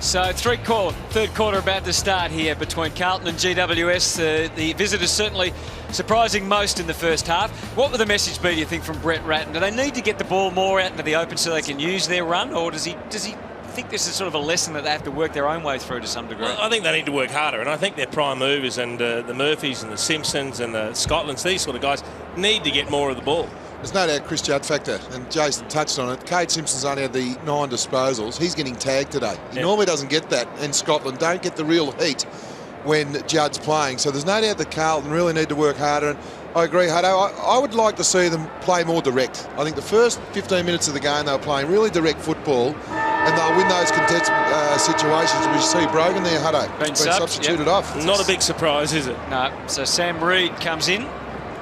It's Craig Lambert, who's part of the coaching and development hierarchy at GWS. He does a great job, Craig Lambert, for all those youngsters, Hutto. Former Tiger and Lion, and spent plenty of time up in Brisbane as well, post his career. So third quarter. Let's see how Carlton respond. Out into the open, Canelio able to track it beautifully. And got good support from Bug. So to half forward, Jordan Russell got crashed into. The umpire waved them on. Lets them play. A bit of tackling and cuddling going on all at once, and we'll have a ball up. Done a lot of bullocking work, Phil Davis. I mean, he's competed hard. He got there and made the spoiler without giving the free kick away. That gives him a stoppage instead of a rebound for the Blues. Arms around Sean Hampson's kick. So Big Giles obviously has to carry the ruck load in this second half, although Satanta can help out, I guess, as he did for Carlton often. Russell, and the link was good for Joseph, who decides that he can take this on himself. He'll be bold and kick it deep. I'm not sure about the wisdom of that. I tell you what about the reaction from Jeff Garlett? He just threw the hands up as though to say, what the hell was that? And I don't like that either, Jess. I think that his team out of the ground, he obviously didn't see him, so you just need to play team football. Now they can swarm forward again. Garlett demanding it long, but he decides to go by hand initially. And Walker stretching out, goes to Gale. He's got away this time from Shield. It's a better kick, better lead. Bit slow to turn around, Jeff Garlett. Now Mitch Robinson has to go because he was all on his own in the corridor. It's really annoying when players take a mark in the forward line, just turn their back to play, thinking they're having a shot for goal, because he has to kick it now. He had a better option in the corridor. You see the replay down the bottom. He doesn't look at all. Not at all. And so he needs to goal, and that's not what eventuates. And Mitch Robinson has another couple of words. So you don't like seeing that either, the players having a go at each other, because they are making mistakes. They're not playing anywhere near the brand of football they're capable of, and the frustrations are starting to show through now. Well, they're only little signs, aren't they, that they're just not completely switched on. So Power got them going, and with some help from Scully, takes them up to half-back. Suddenly the ball's up to the wing. Helping. Now this is Reid, the sub. Sends it high. Hampton. Gibbs with plenty to do. Couldn't quite get there, but neither could Hampton completely get the job done, and Gibbs just pushes him aside. But he persisted, and that pressure meant that the kick was far from perfect. And Murphy with a bit of a speculative handball. Helping. Oh, he's in trouble now. Ducking and weaving, and he gets a free. Well, I thought he ducked when he was on the way down, and you just see Russell there really frustrated. There was no doubting there was contact. Yeah, there was. Did Satanta initiate the contact by ducking? He was trying to avoid the tackle, and he ducked, and he got a clip on the head. And again, whether you agree with the decision or not, you see the good fend on Henderson, then he does duck. No doubt about that. There's nothing Jordan Russell can do. No, cannot pay that free kick. Really. However, Satanta Halpin has the benefit of the decision. He can now kick his third and really get them going. And it came about by Mark Murphy's errant handball to nothing. Similar spot from where he kicked one. And wouldn't this one be sweet for Satanta if he could put his third on the board in his first game for GWS against his old side and take them to within 5 points? Oh, and he can't. He can't. So the margin is back at 10. Bryce Gibbs looking for a way out for the Blues. Henderson. For the moment, they're locked in the back pocket. Switch has been effected to Russell. Jamison drifts outside defensive 50, and he decides to go with it. Betts was clear at centre-half forward, but he went for Garlett instead, and Power was onto that, got away and uses Kennedy more. They've just been reined in a little bit here. They need to be good with this kick, and they were, and Homps was able to take the mark. And he had a plethora of options. Takes one of them. Green's able to bolt, quickly move it. Big one-on-one here. A good hand. That's super kick too. Better ball use early from GWS. Devon Smith. We know they were competitive in the first half, but the thing that let them down was just their ball use. Lofts it up. Phil Davis can't find his way to the front. Nice buffering work from Daigan, and Russell decides to ignite. You can see that they are intent on being more aggressive with their ball movement, the Blues, but it hasn't amounted to anything really yet for them. No lead-up targets. And no run from behind here at all. Robinson fans it out wide to the wing. Daigan. Still no clear advantage for them ahead other than that short little one-on-one. Garlett in space, and Luke Power's playing 5 metres in front of him, trying to cut the lead off. Hampson pushes back to the goal square. That will be his preferred option, although it does go curling into the pocket. Bauer playing from behind, so he's still in the forward line, Bauer. Let's see what he can make of it. He got that early goal. Hampson, it should fall for him here. The defence for GWS, they're just spectating the ball. Jonathan Giles got caught ball watching. Well, that's just inexcusable. When you're watching the ball, you've got to have a direct awareness of where your direct opponent is. He was in line with the ball kicker. He had no idea where Hampson was. That's inexcusable. So Sean Hampson, as good as, directly in front of goal. In his 50th game, taking him 6 seasons to get there. He's become a big goal kicker for them this year. That's his 9th for the season. Just remember at this mark at the other end when Phil Davis went for the ball. Did he get shepherded out? Well, Daigan. He did. Well, Daigan watched him and then turned. That's a free kick. If he had to put his hands in the air, Daigan, that's a dead set free kick. But this one here, this is really disappointing from Giles. You talked about, Jace. He's just watching Bauer, and then, oh, there he is. It's too late. So you've just got to have touch and feel in front, then you can watch the ball. If not, just play behind. So I thought Davis was hard done by in that marking situation at the other end. There's a big turnaround. If Davis had been paid the free, we could be looking at a 4-point ball game. Instead, Carlton's lead has extended to 16 now. Giles following up as Hampson was in the ruck. And we get another stoppage. Clearance is still in favour of GWS overall, 27-20. And they lead the contested possession count by 10 also. And that continues as Giles hacks it forward. Gibbs, you can see him. He wanted to play on, didn't he? Twinkle toes there, trying to sneak away. Scotland, Joseph. Now Jamison just delays his release. Scotland, Tui's pushed on for him, and that's the angle that he works. And he realises he just was given a metre. Let's see if he can take some more advantage. Not really. Walker, it's confined spaces for him there. The pressure is relentless from GWS. Tui improvised as best he could. Bauer also got it moving for the Blues. And that's a pretty good outcome for them, really. Their ability to get players around the footy has been outstanding today, GWS. Some really good tackles in there too. And they're holding their own. The tackles 57 to Carlton, 46 to GWS. Brett Ratton in the coach's box this half, spent the first half on the bench. And there's Ward easing it back out onto the wing. Winning more of the ball, the Blues. They've now had more possessions than GWS. Jamison for Bauer. Well, that's what they've got to do. They've just got to kick the ball inside their forward 50 to a contest. They've got the body strength. Utilise that. Well, Bauer decides to pass. That was a bit easy. And Robinson takes the mark. Still no certainty from here, though. Their forward setup, boys, has been a bit strange at the start of this term. They haven't had that deep, tall target. I know Cruz has been down there, but he's been leading up around the half-forward flank wing area. Just that big body in the square, I think, is a bailout kick. Would have been utilised 3 or 4 times already. Mitch Robinson, 4 goals, 5 to his name in season 2012. Looking to improve on that here. Like the look of it off the boot, and it looks even better now. Much better start from Carlton. The beauty of their start in this third quarter, they're winning contested ball. You see the first mark here. It was a terrific kick, and I like that. Just kick the ball to a contest, maybe a slight hands in the back, but not enough there. But you're right, Jose, that was far too easy. Good blocking there from his teammate to Mitch Robinson, but they've won the contested ball.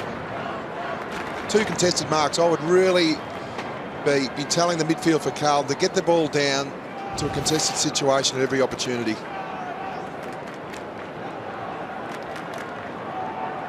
One of the skippers for GWS, the latest to need some remedial work, Phil Davis. That's not a great sign as the Blues extend their lead to 22. And Paul Bauer has been involved in both goals so far in this quarter. Free kick to Cal Ward. Hampson has to try and get back here. And did he give away a free? No, said the umpire. And so Carlton can escape. Crowds start to get a bit involved as Murphy feeds it back for Simpson. Haven't seen those two combine as much as we expected. Garlett being reined in, maybe illegally. In the end, it sits on the boundary line and goes over.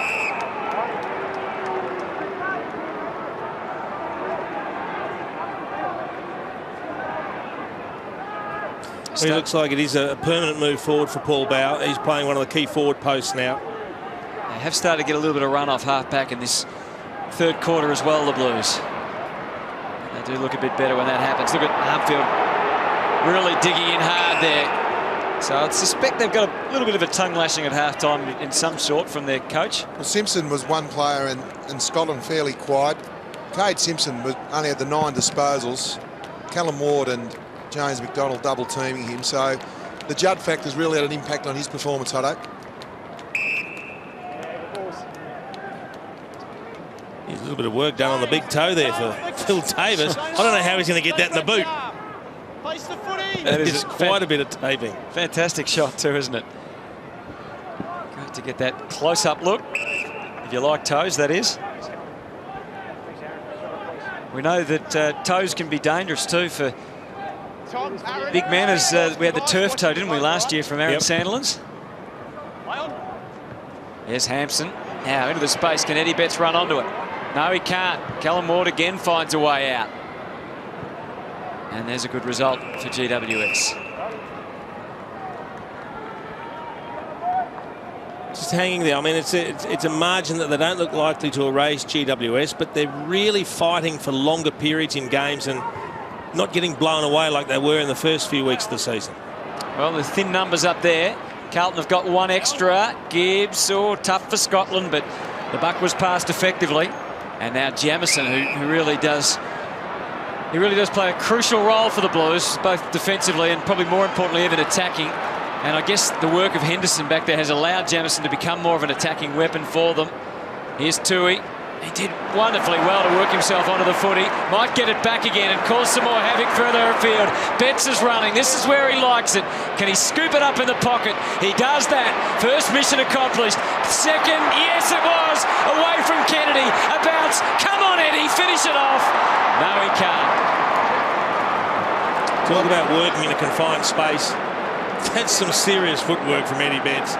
Dancing along the boundary line. A little two-handed bounce once he did get clear. Just didn't have time to thread the banana through.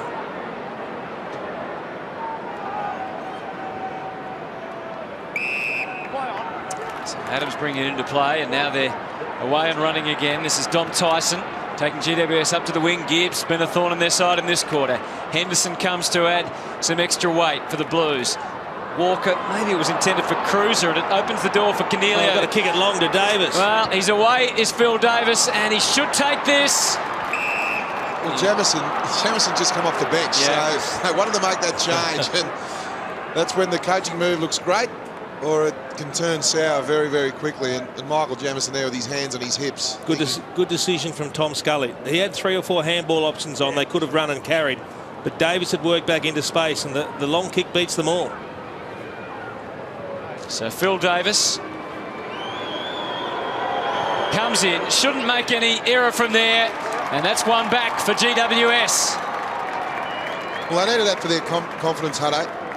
Carlton started the quarter really well, having 4 shots at goal for 8 entries. They've only been inside their forward 53 times, the GWS. It was good overlap again.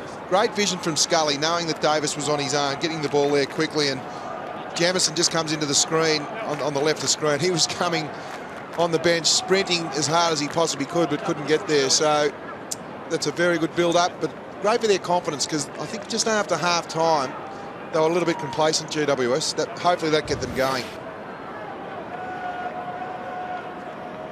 So 2 goals for the afternoon. It's been a good move, hasn't it, really, Phil Davis? He's competed well, showing flexibility and the ability to play at both ends.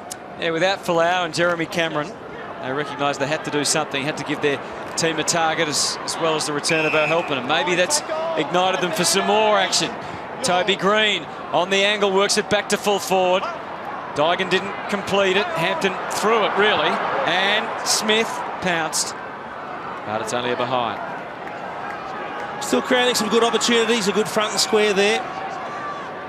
They will not lie down. You've got to like the way they're persisting now. They're learning to make their efforts last longer. Well, their score sources, GWS, Carlton, David King talked about pre-game, 4 goals, 3 from stoppages. GWS, Carlton only the 2 goals, 4. Palmer, Hobbs timed his run to perfection to make the intercept, and he's the one that fires it in towards full forward. Reed in front, tries to claim it. Oh, Green gets gobbled up there, and we'll have a ball up. But where Carlton are really putting GWS to the sword, out of their 8 goals, 10, they've scored 6 goals, 6 Carlton from turnovers. GWS only the 1 goal, 2. So they're really not hurting Carlton on the turnover. Cruiser, Green just got a little arm around momentarily, but no damage done, and it's out of bounds again. So this quarter, Carlton have kicked 2-2, and the Giants have kicked 1-2.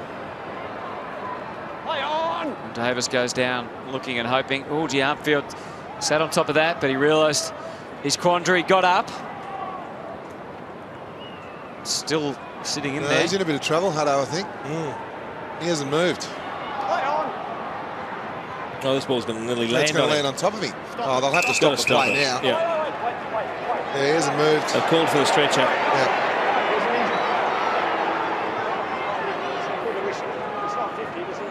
Well, that's disappointing because they've already lost Brogan, their number 1 ruckman. Now Satan going straight off the ground. So Cannot put any weight on the left leg.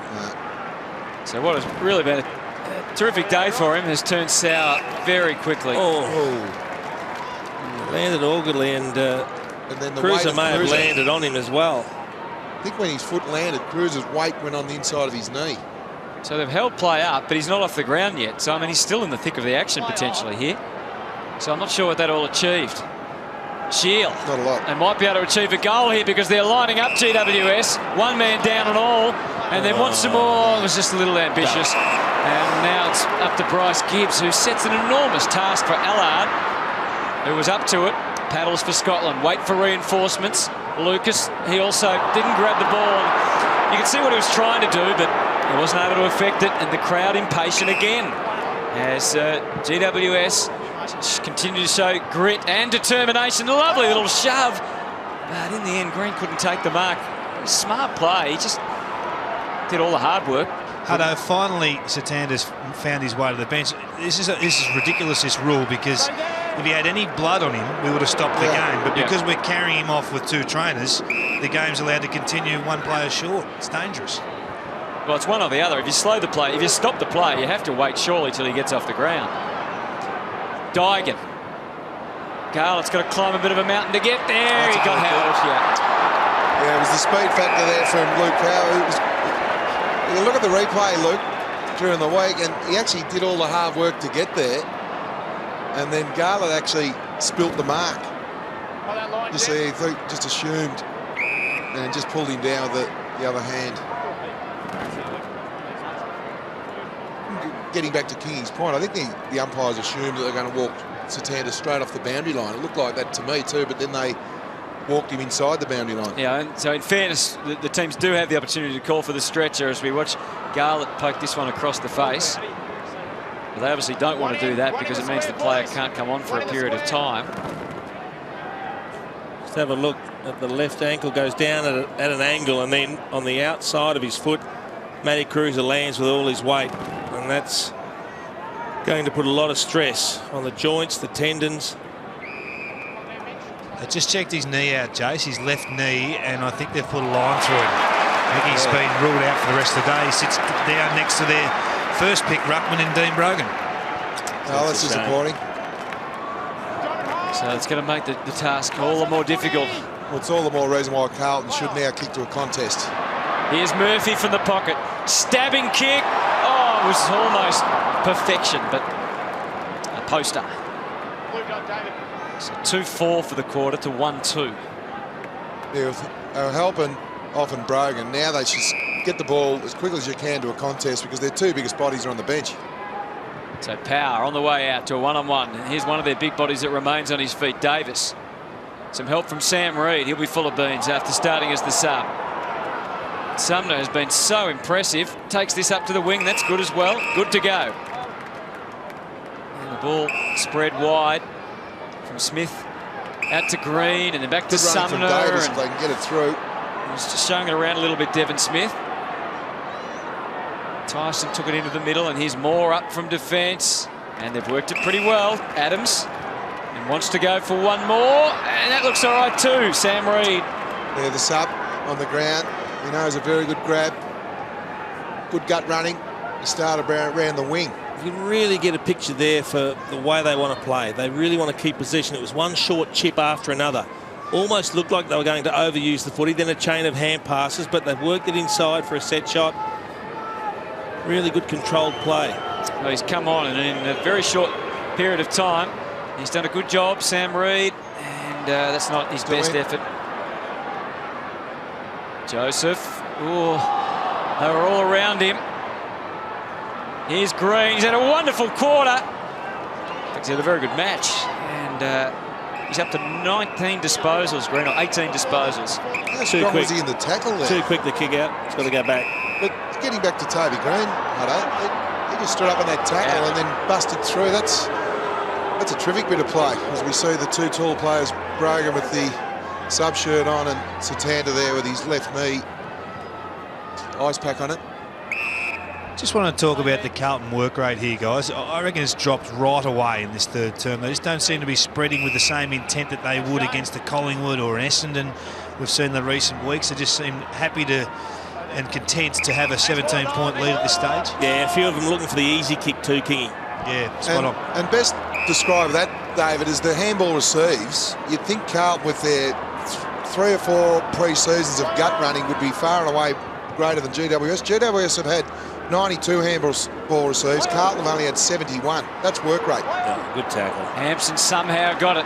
to Simpson, who's got nothing to kick to in the forward 50. Look at the chase from Giles. The big man came. He was protected in the end. This is within striking distance for Simpson, but another miss. Tell you what, we just got an idea of the athleticism of Jonathan Giles there. He strode out and he was reeling Cade Simpson in. That was a serious chase. That was a chase with intent.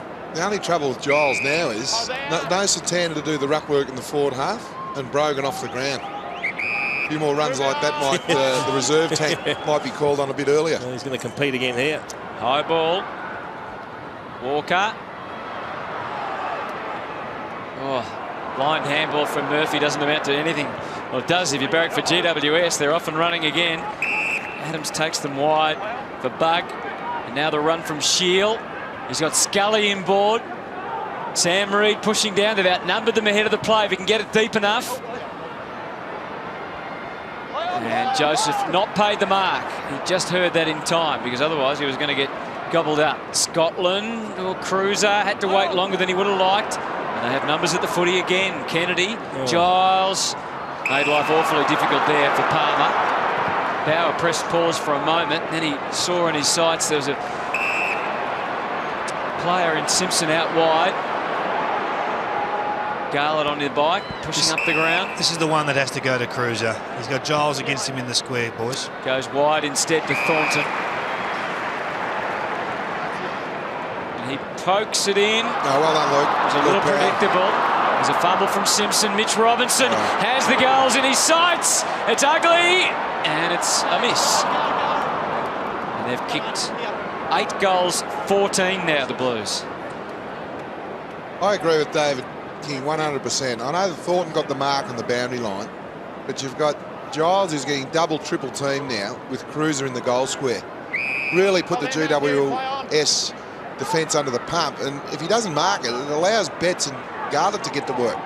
Well, they continue to move the ball so almost effortlessly, really. Palmer running now and gunning with Scully through the middle. Green's out on this side if he can see him, and he can. He just couldn't get over the big mountain. No. Mount Hampson in the middle. He didn't have the 55-metre kick in his legs, Tom Scully. They got the backup numbers through the middle of the Blues. Mitchy Robinson again. Showed it to Walker and decided he'd go long to full forward. Well-placed ball. No mark down there for Lucas. And again, they are defending grandly and getting run from the deepest of lines. Bouncing out was Bug.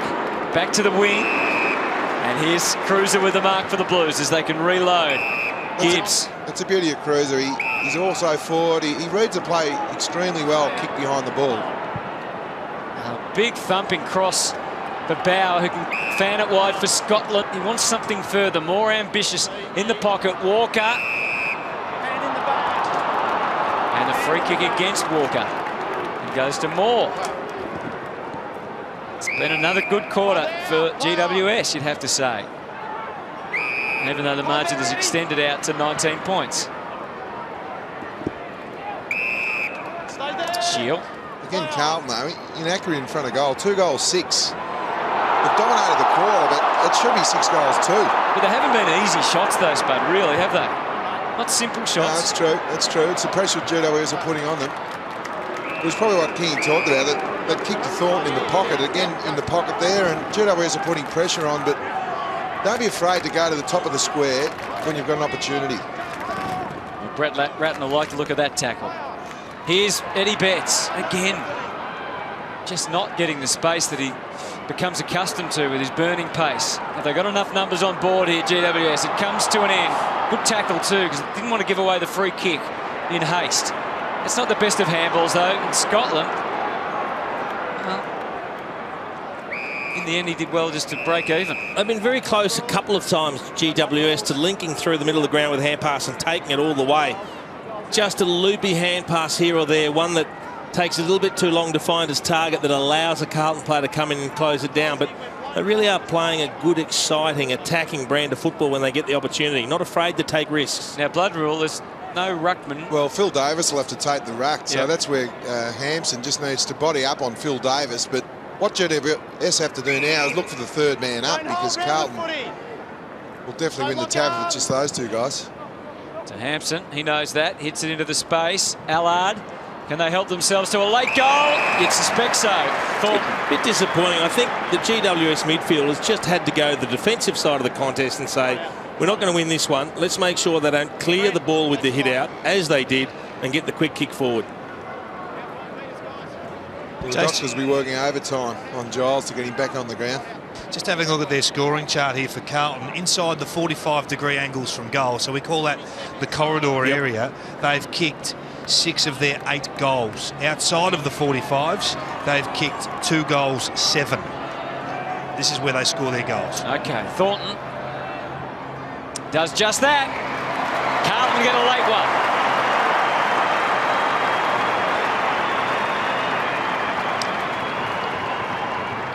No, David King's absolutely spot on there, and that's what they need to do. But yeah, the stoppage is really disappointing with Giles off the ground.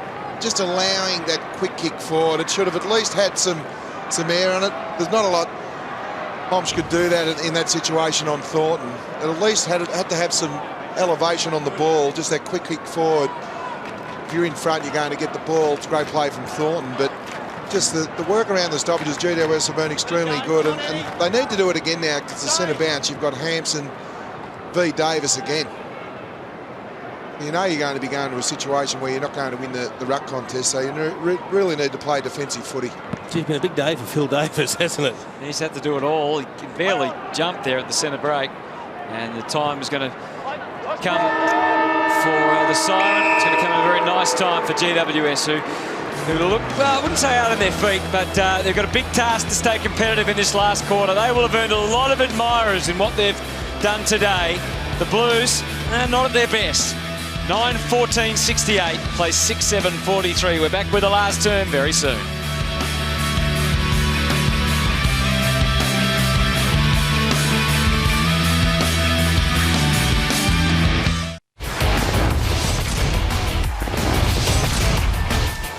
Carlton were the hot favourites here at Etihad Stadium, and it was certainly hot early on. They had an aggressive frame of mind. Lucas kicking an early one, and it looked like life would be tough for the visitors. But the casualty total started to mount, with Dean Brogan going down first. But in the second quarter, the visitors showed their pluck, and Satanta O'Halpin kicked one before the siren and after. And suddenly GWS were really putting a challenge down for the Blues, who looked on the back foot, except for Paul Bauer, who gave them some run. But Phil Davis answered, and at half-time, the margin was just 10 points. Into the third quarter, and with GWS starting to tire just a fraction and more injuries on the way with Satanta going down, life became a little more difficult, but still Carlton not making the most of their opportunities, and the lead at three-quarter time is just 25 points.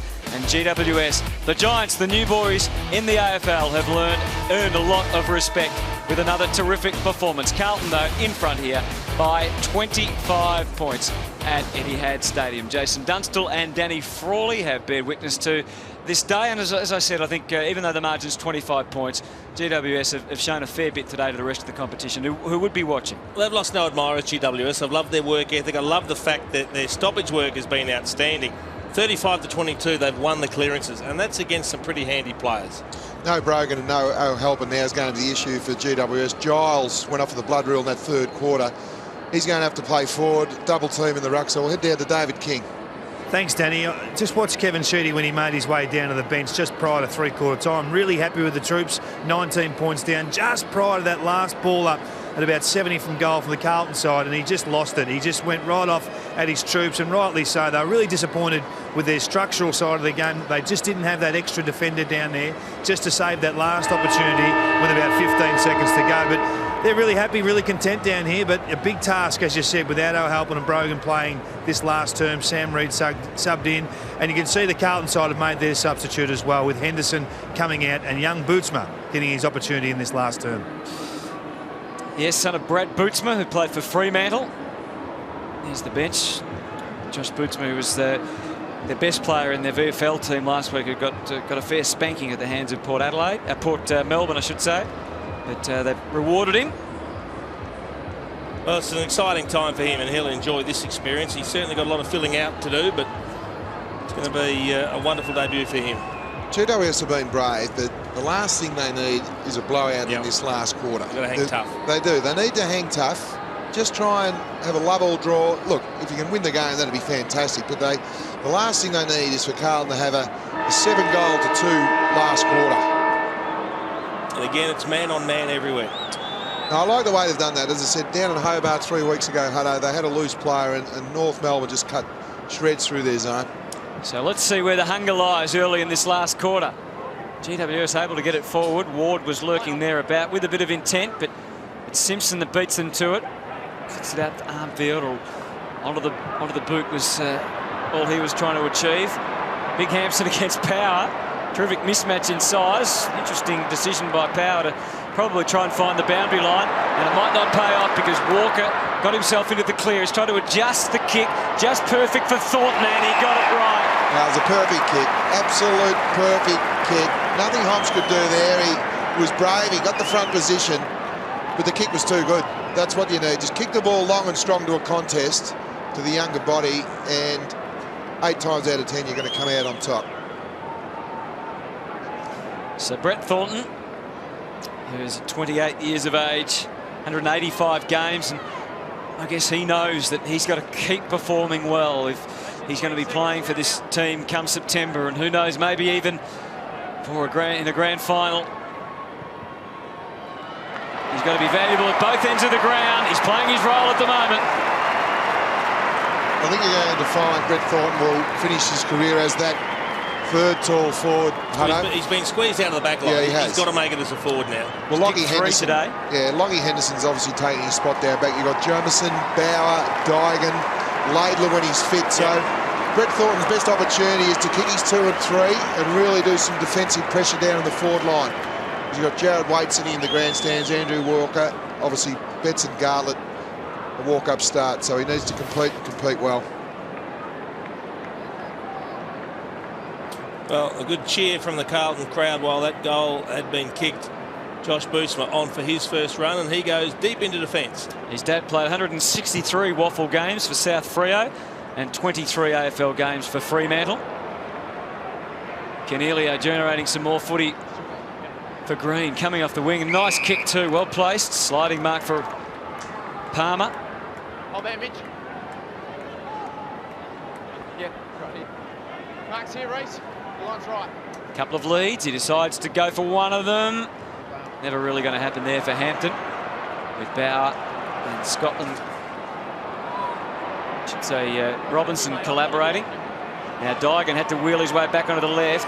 Was walking a fine line with the boundary line. Walker for Eddie Betts. He could sense that someone was coming, and that someone was Kennedy. But Betts, with some deft little moves, gets another nice manoeuvre forward for Andrew Walker, who delays the handball, gave it eventually to Simpson. He's got Thornton with him. Garlett sneaks into the pocket. Simpson sets it up. Won't be easy for Garlett.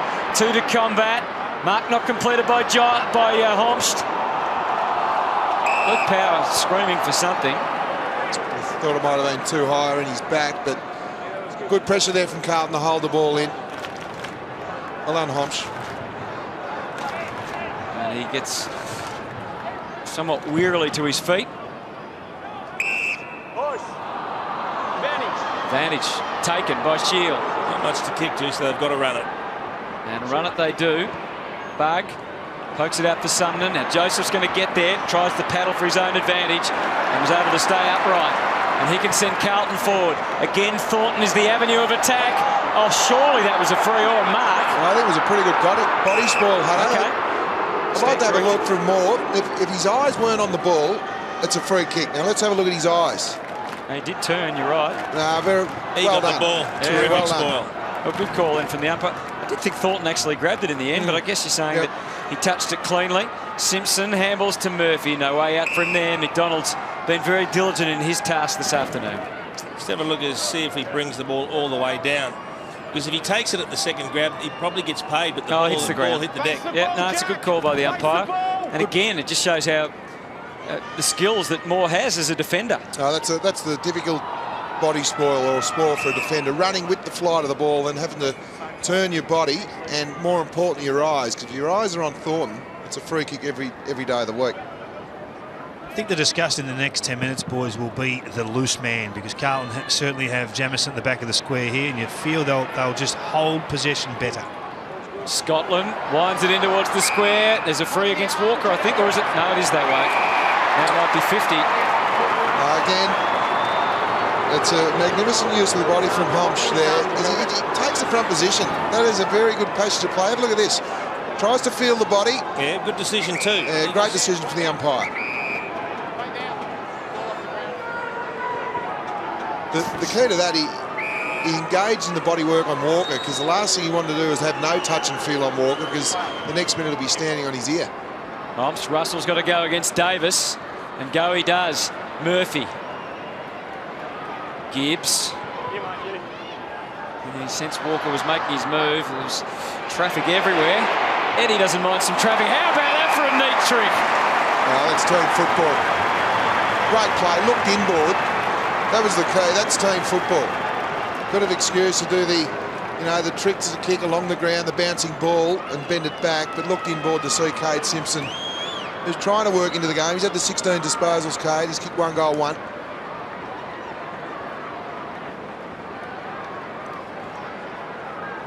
So the margin stands at 31 as Cade Simpson tries to pop through their second of the term, and he does that.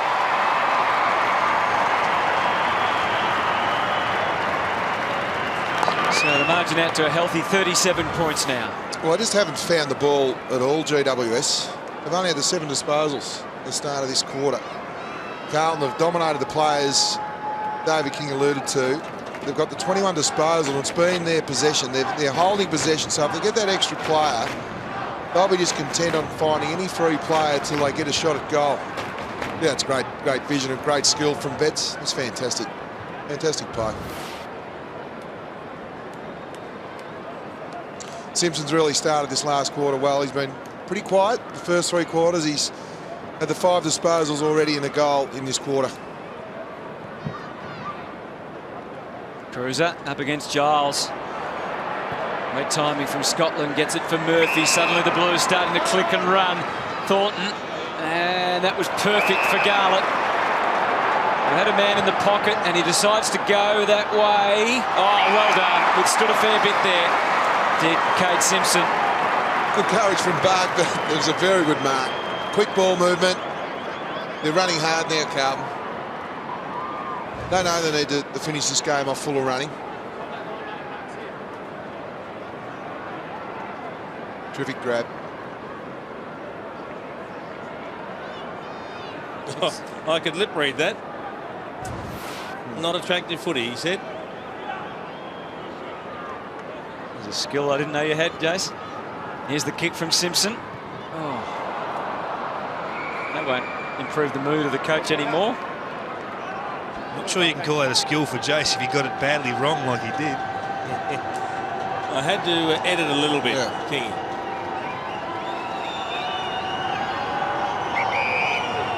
And more. What do you do if you think GWS here, boys? What are you about here? You're worried about the scoreboard at the defensive end, or do you still need to keep scoring? What are you trying to achieve? Take it on, Kingy. Take the game on. The game's out of reach now, but you just need to get some fluency in your style like they did in the second quarter. Taking the game on. Don't be afraid to make a mistake.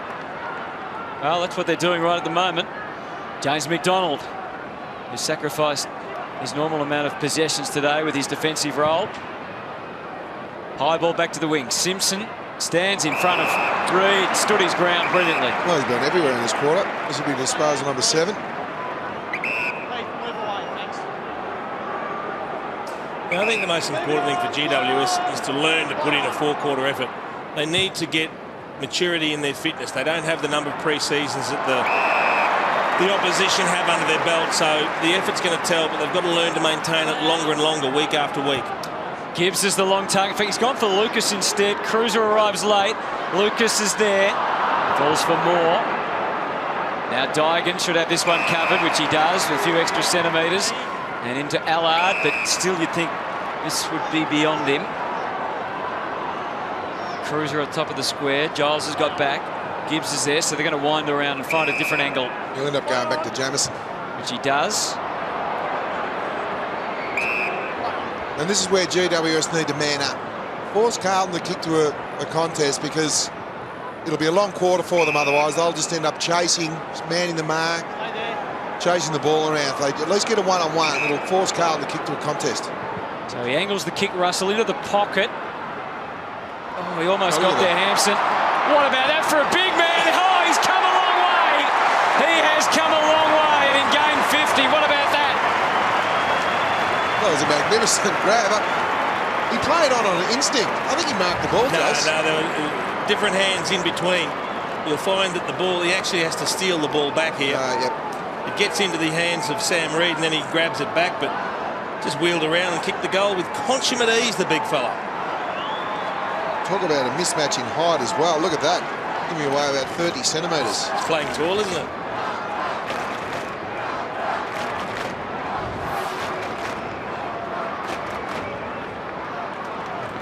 It's out to 44 now. A pat on the back there from Matty Capuano, the ruck coach, Carlton.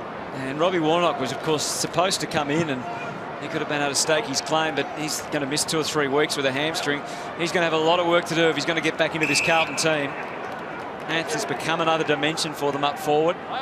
Shield turns instantly onto the left. They've only had the ball inside their forward 50 once, GWS, this quarter. I reckon it was about 48 metres in, like 2 metres inside, so it wasn't deep inside their forward 50. This is hard going for them as well. Davis.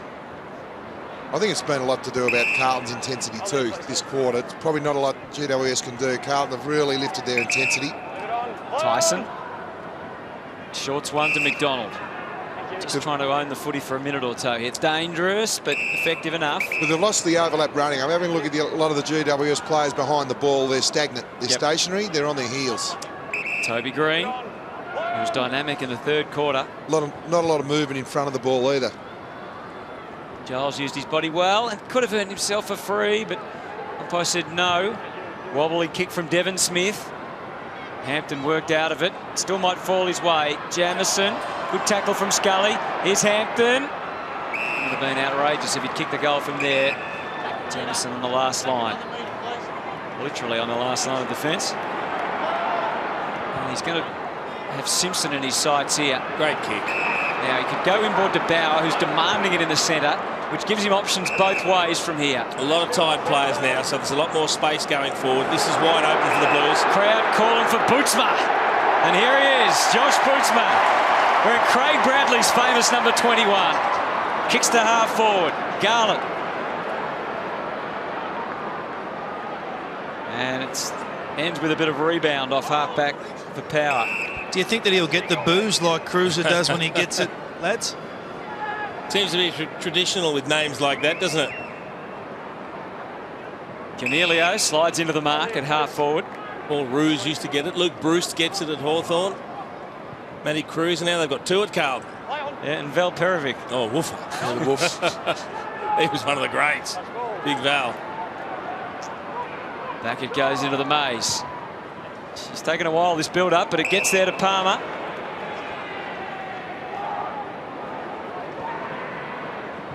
Had a couple of options on the lead. Just a little bit too much air. You can't kick it that high. Not to Scully. Oh, he needs the ball to grass. Simpson and then Mr. Walker can go for a bit of a run. They have got an extra defender back, GWS. So Andrew Walker will need some reinforcements, perhaps from the side. And he goes down the line to Eddie. Betts. So Nimble on his feet. Catch me if you can. Here's Garlett. Not quite. That was extremely well done from Phil Davis. Yeah, kept his feet. And through to Scully. Been quiet. Tom Scully, only the 12 disposals. Armfield's done an outstanding job on him today. That's not a bad ball. Reid forced to spoil. Here's Bootsma. Well, there's... oh, well done. Crowd loving. But there's the impact with Satano helping off the ground. No contest in the forward half to GWS. Scotland decked after he kicked it. They didn't need that. Free to Eddie on the 50. He might play on here. There's a vacant goal square, Eddie. Have a look. No, the moment's passed now. Phil Davis back guarding the space. And Walker. But just to illustrate the loss of Satanta, it was just the impact that he was making when the ball went in there. They've been in there 4 times, GWS, and it's come back with interest. Straight into Carlton's forward 50. Scotty. Just the ability to put some Pete, pressure on. Pete, Callum Dave, the way Ward, I've will got love to work that. through. No, just straight in right. It's an amazing thing that just happened. But Andrew Walker went and marked where he wanted to kick the ball from. He went and made a mark. You know where he made the mark? On the 50-metre line. Why do you need to make a mark there? There's a big, thick red line. Repetition, my friend. Oh, I found it fascinating. Whatever works for you. He kicked And then didn't kick from anywhere near it. and he missed it by 2 metres. So now you're happy. Oh, it was just the whole procedure. It was amusing. Well, he's not amused at the moment. He should have nailed that. Been a good player today, though, Andrew Walker. 19 possessions. Just kicked 1 goal, too. But disappointing that he doesn't have 3 goals next to his name. Davis. Ever so carefully. Now Shield. Bauer made the running there. Got away from Hobbs, but Giles was able to take it. Scully. I thought that was high contact. It's close as well. Really up the ante, Carlton, in this quarter than contested possessions. It was even at three-quarter time. They've had 20 to GWS's 12 this quarter. Robinson, he'll take on anyone. To no avail that time. Simpson decided a handball, which was interesting. Murphy angles the kick. Eddie tried to spoil, but power was too good and used Shield, and now they've got a bit of a chance here. Murdered the kick. Yeah, too high again, coming through from Tyson, but it ends up with Reed, who gives it to Smith. That's better. Great tackle from Russell. A little bit of a sidestep from Gibbs. Gee, there's some tired boys out there right now. Lucas. I think GWS boys are just starting to run out of gas.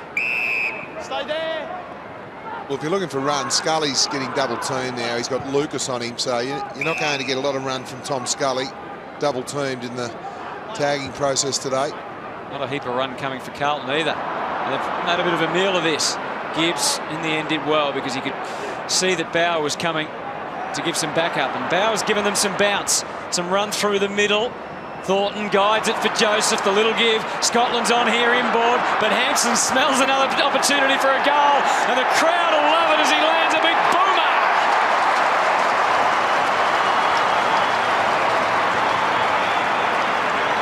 Three goals to the big fella. Beautifully called, Hutto. It's a magnificent build-up for Carlton. It's just been the intent. Russell started with that magnificent tackle in the defensive 50 for GWS. And Hampson cruises off the ground. Warnock being a late, he was going to be a late inclusion, did his hamstring on Thursday, so Hampson saying, well, my spot is still here. Someone needs to get it. We know Cruz is a walk-up start, so it's out of Hampson and Warnock, and he's kicked another 3 today. 13 disposals, 5 marks. It's a great return.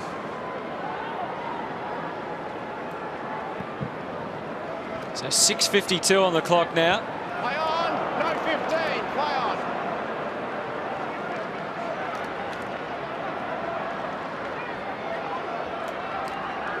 Green. They work their way back. Power. Gibbs with a nudge and a wink. And a little poke out for Murphy, who's right on top now. But has to get some help from Gibbs, who's prepared to work all the way back to Bauer. He can go to Bootsma. The crowd want that, but he can spy Joseph, who might give to Bootsma, who backs back, and here he is. And he's forced to handle. Gets another possession. Listen to the crowd. Oh, it's fantastic stuff. High ball for Walker. Thornton stays. Well, he didn't stay down. And Mitchie Robinson went straight into the turf. Good spoil by Phil Davis. How's the day for the co-captain, Phil Davis? He started as a key forward at different stages during the match. He had to go into the ruck for a short time. Now he's back at full-back. He has done it all. The first game had a bigger impact than Josh Bootsma for the crowd. I'm not talking about kicks, marks, handballs. Cole's favourite, isn't he? It's just already. I think we need to get him early, Jace.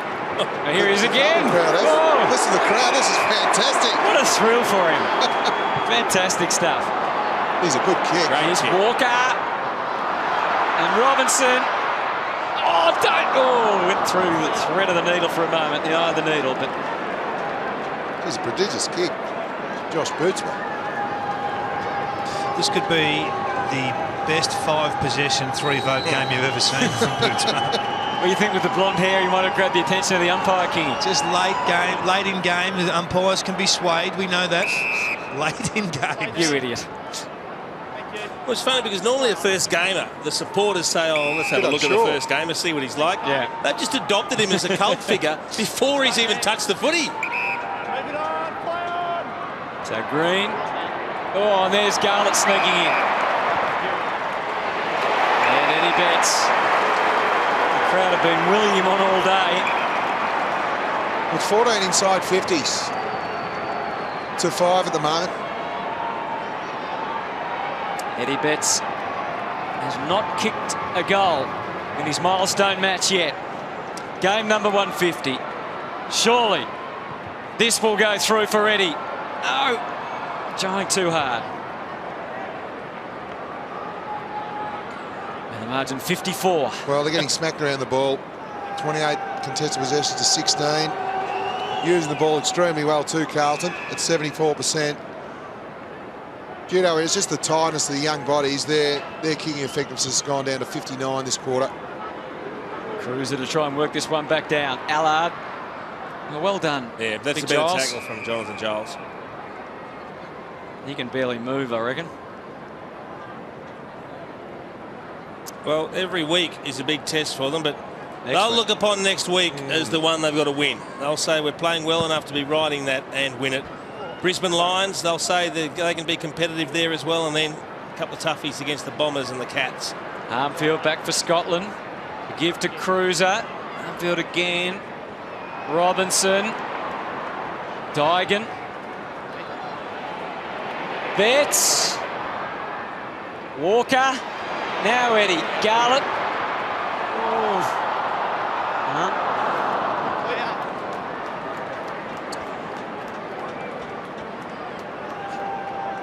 Cade Simpson's really lifted his work rate this quarter. He's had the 12 disposals in this last quarter. Thanks, Eddie. Very quiet early in the game. Thank you. Stay there. Play on.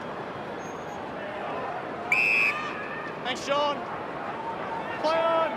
So Green takes him back out to the city wing. Palmer's got himself into the clear. Going back with a flight. Tui. He knows one way to play Zach Tui. And that's tough and straight at the ball. Nothing silly.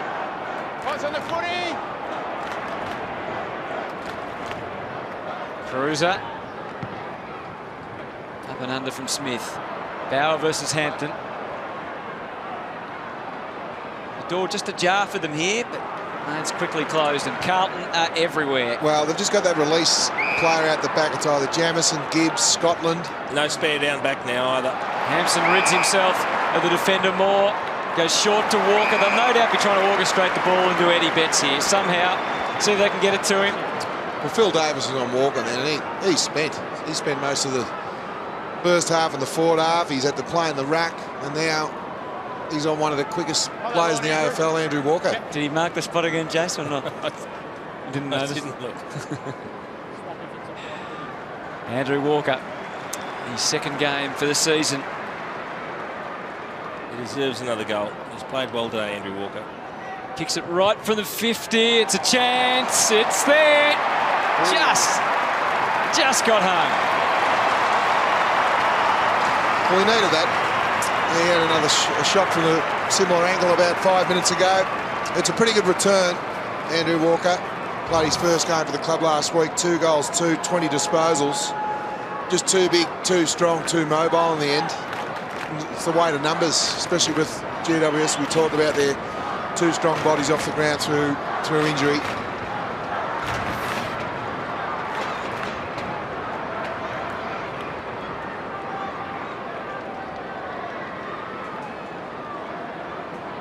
So some smiles in this last term. Carlton's total now 14 goals, 20 to 6-7-43.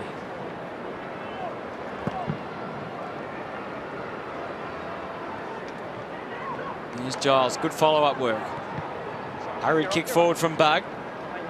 Oh, there's a free kick. Back, Reece Palmer. Reece Palmer's kick. Will you go down? Yeah, go through. Yep. Well, they just need to score just to get a little bit of just to finish off the game with a little bit of confidence, because their first 3 quarters have been really competitive. Not the longest kick in the game, no, Reece Palmer, but he'll kick from just inside 50, so should make the distance.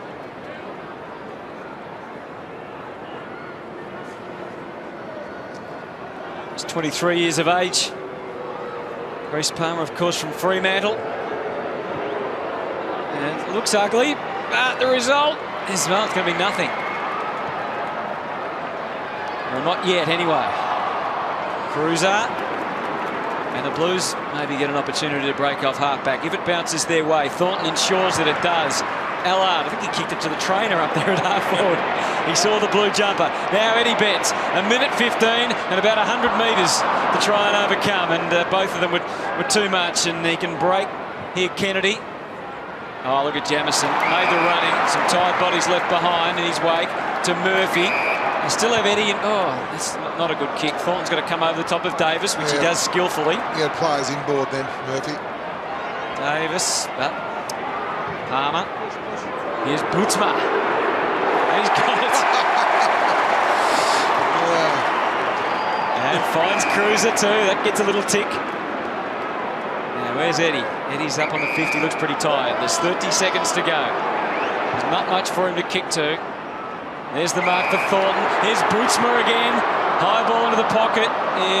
It goes out on the full.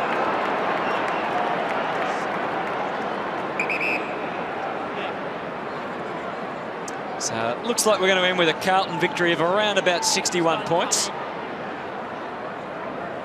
Still, I guess, a percentage booster of sorts, but not the sort of performance I think that Brett Ratten was hoping for. And it must have been a tough week for Brett Ratten, thinking, well, everyone's going to be looking at our attitude this week. What sort of performance we're going to deliver? Well, there's still a chance here maybe for Eddie Betts.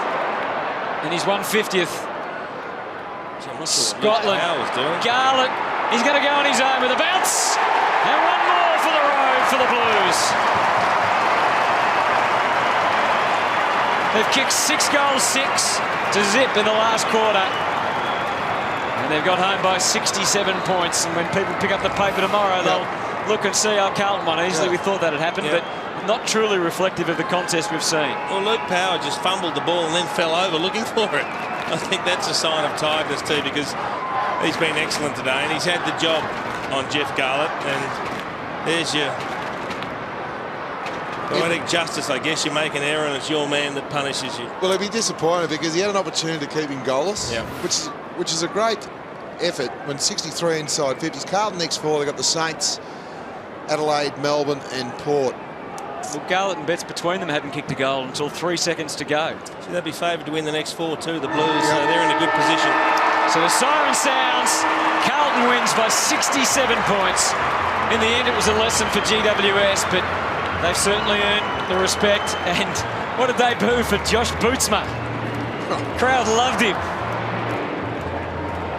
He only had the 7 disposals, but you look at the scoreboard and you're right. Look, it's workmanlike. That's the best way to describe the Carlton win. They did what they had to do without Wade, their best forward. Their superstar skipper in Chris Judd. Mitch Robinson was terrific. Murphy, Kade Simpson finished the game absolutely full of running. Was quiet in the first 3 quarters, but had 13 disposals in the last quarter. And as you talked about, Hutto, it was all one-way traffic in the last quarter. 17 inside 50, 6 goals, 6, 12 scoring shots. But I thought GWS for the first 3 quarters got a lot out of that. Well, we'll work our way down to David King. There's Satana help. A bittersweet day for him. Kicked a couple of goals against his old team. Kingy's ready for us now. Yeah, down here with Sean Hampson. Sean, what a terrific game for yourself personally. You must really feel like this ruck position or second ruck forward in this team is yours now. Oh, I mean, I hope so. You know, we've got Robbie Warnock as well, as you know, and he's been playing all right in the seconds. He's got a little injury now, but I mean, he's always snapping at the heel, so we just got to stay on top of our game. What have you been working on? What sort of area of your game do you think you've needed to improve to really lock and cement this role for yourself? I think maybe what I got over some of the other boys is the forward work, so I'm going to keep working on that, keep taking my grabs, and hopefully I stay in the team. An important game today. It looked like it was in the balance roughly at half-time. You knew that you'd come out and be the stronger side probably in the second half, but a really important game for Carlton today. Yeah, it was. I mean, you know, we had a few boys out, and you can get stuck into complacency a bit, which is what I think happened in the first half. We weren't cracking in like we usually do, and everybody was sort of playing for themselves. So we addressed that at half-time. We came out, we played as a team like we should have, and we started cracking in. And we ended up running over the top of them. More importantly, mate, you kicked 3. Well done. Good luck. Cheers, mate. Appreciate it. Kingy, thank you for that. Sean Hampson. Saw a lot of the players concerned with the injury to Satando Helpman. They went over and checked things out, and Big Matty Cruz was certainly one of those because he's the one that landed on him, and he's seen Scotland having a chat to him. But there were 8 or 9 of them. There's another half a dozen coming over now just to check on Big Satan. So obviously left an impression on his teammates at the time he was there at the Blues. Oh, that's good to see. That's what AFL football's all about. You compete as hard as you possibly can for 4 quarters, but he'd be wrapped. We're going to go back to David King. He's got a first gamer and 150th gamer with him down there. Young Josh Bootsma, who was, I think, is in the process of completing an apprenticeship as an electrician when he was drafted last year. Down to you, Kingy. Is that right? You're going to be you're an apprentice electrician as we speak. Have you sacked that for the Carlton Football Club, or what are you doing? Yeah, I've sacked that at the moment. Yeah, just sticking with footy and hopefully continue that on down the track, I reckon. Are you surprised by the reception you were given today in that last quarter when you come on, or were you expecting something along those lines? No, I wasn't expecting that at all. I think it's the hair. Yeah. Yeah, so I wasn't expecting that at all. No. I think it'll stick. Ed, now 150 games, mate. Well done. Congratulations. He's 149 behind. He's got some work to do. You enjoyed yourself today? Yeah, you know, didn't go as well I thought, but it's good to get the win, you know. So yeah, we'll look forward to next Monday, I think, St Kilda. So we'll see how we go. Well, give us your version of your first 150 games. How's your career gone? What sort of heights have you achieved, and where do you hope to go to from here? Well, I've lost my first game. I lost my 50th. I lost my 100th. So, it's good to get a win. So, you know, hopefully we can play some finals and see how far we can go from there. Well, I hope you can win your 200th, mate. I look forward to seeing it in a couple of years. Thank you. Well done, boys. Good luck. Go and enjoy. Well done, David King. The young fella saying, oh, it must be the hair. It must be the hair. He knows.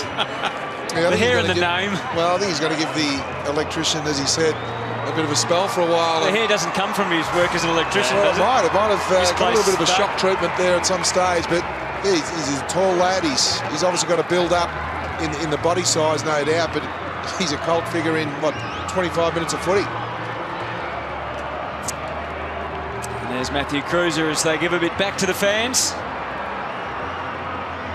I think GWS will be really disappointed in their last quarter, but they were brave for the first 3 quarters. Well, they've got a big game next week, haven't they, against Gold Coast, and they'll get Jeremy Cameron back and Israel Folau, so it's going to be a really good contest. But it's the Blues here, and now winning this round 6 clash by 67 points at Etihad Stadium.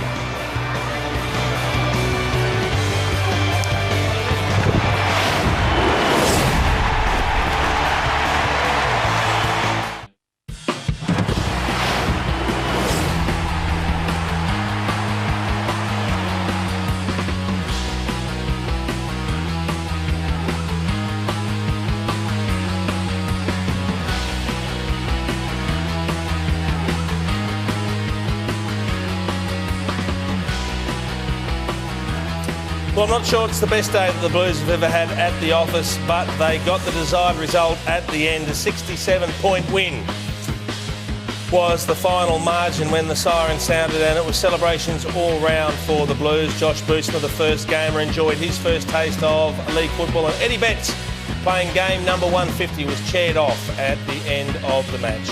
They led at every change. It was only 10 points at quarter time and half time.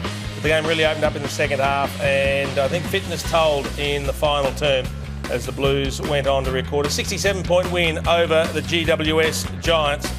It was a pretty satisfying win from a margin perspective, perhaps not as much, Spud, from a practical perspective. The way they went about it, was very lethargic, particularly in the first half. I think Cade Simpson was indicative of the way Carlton played. Very quiet in the first 3 quarters and really had a great last quarter. Getting a lot of the ball. 42 points they outscored GWS in the last quarter. They're only 25 points down at 3-quarter time, 4 goals. I think Sheeds on the flip side would be really disappointed with the last quarter, wrapped in the first 3 quarters, and Brett Ratton the opposite. He'd be disappointed in the first 3 quarters, but wrapped in their finish. Well, if we're wondering what Brett Ratton thinks, let's head down the rooms and find out. David King is with him now. Thanks, guys. Brett, what are your version of events with the game today? Are you happy with the game, or how do you sit as a coach? No, I'm not too happy at all. I thought, straight after the game, reflection on the game is I thought they smashed us at stoppages, and really when our ruckmen got their hands on the ball, they were just first in, and they really generated a lot of play from there. So, from a team point of view, we had a focus to win the ball from their clearances and really create, I suppose, a lot of opportunities, dominate that forward to centre percentage and really try and lock the ball in. And I think they out-tackled us in our front, their front half versus our front half. Just a little bit disappointed today. Do you give the players any outs in terms of the motivation levels to get up for a side like GWS or the Gold Coast, which we've seen in the last 12 months or so? No, not at all. The big thing is for players is, I can't tell you the whole 22 that are going to play every week. So there's opportunities for players to cement their spot in the team, and this was another great opportunity. You get a bloke like Davey Allard back in. Bootsman gets his first game. There's players that have just come back in. Joseph, they have to, try and grab that because Chris Yaron's probably back next week. So someone's got to go out, and I think some players today missed the opportunity to really cement their spot. Brett, you got the result at the end of the day, but I reckon it was probably a tougher week as coach than it was for the players, because you probably had in the back of your mind, gee, are they going to be motivated? Will they have the right attitude? Because you go out there expecting to win. And you kind of figured, well, if they're a little bit lethargic, it's going to look like we're not taking them seriously. How did you prepare for it? What did you try to do to get the players' mindset right? I suppose defensively we had a target of 80 tackles. We thought that was a number that we haven't hit this year. We've been close a couple of times. I think we ended up with 76. I think we had 31 in the first quarter. Maybe we just allowed them to get the ball and then tackle them and to get our numbers up. But I was really disappointed. I think at half time it was uncontested possessions their way and contested possessions. But across the board it was about, I suppose, the individuals getting themselves up. And this is a time, as a player, you actually stamp your authority in the team and I suppose grow your reputation, and I think some players did that, but I thought players missed their opportunity today. Yeah, Rach, you had the ball inside your forward 50, 63 times. I think it was that lack of pressure that allowed GWS to get it far too easily. Oh yeah, there's no doubt. I think we haven't conceded a goal from a point kick in, and we did that straight away when Matthew Cruiser chases a bloke from our forward 50 virtually to centre half back. I thought that was really average from us to not get in their face and force the kick. I thought we were just off in some areas of the game today, and we'll review that, and the players won't get off.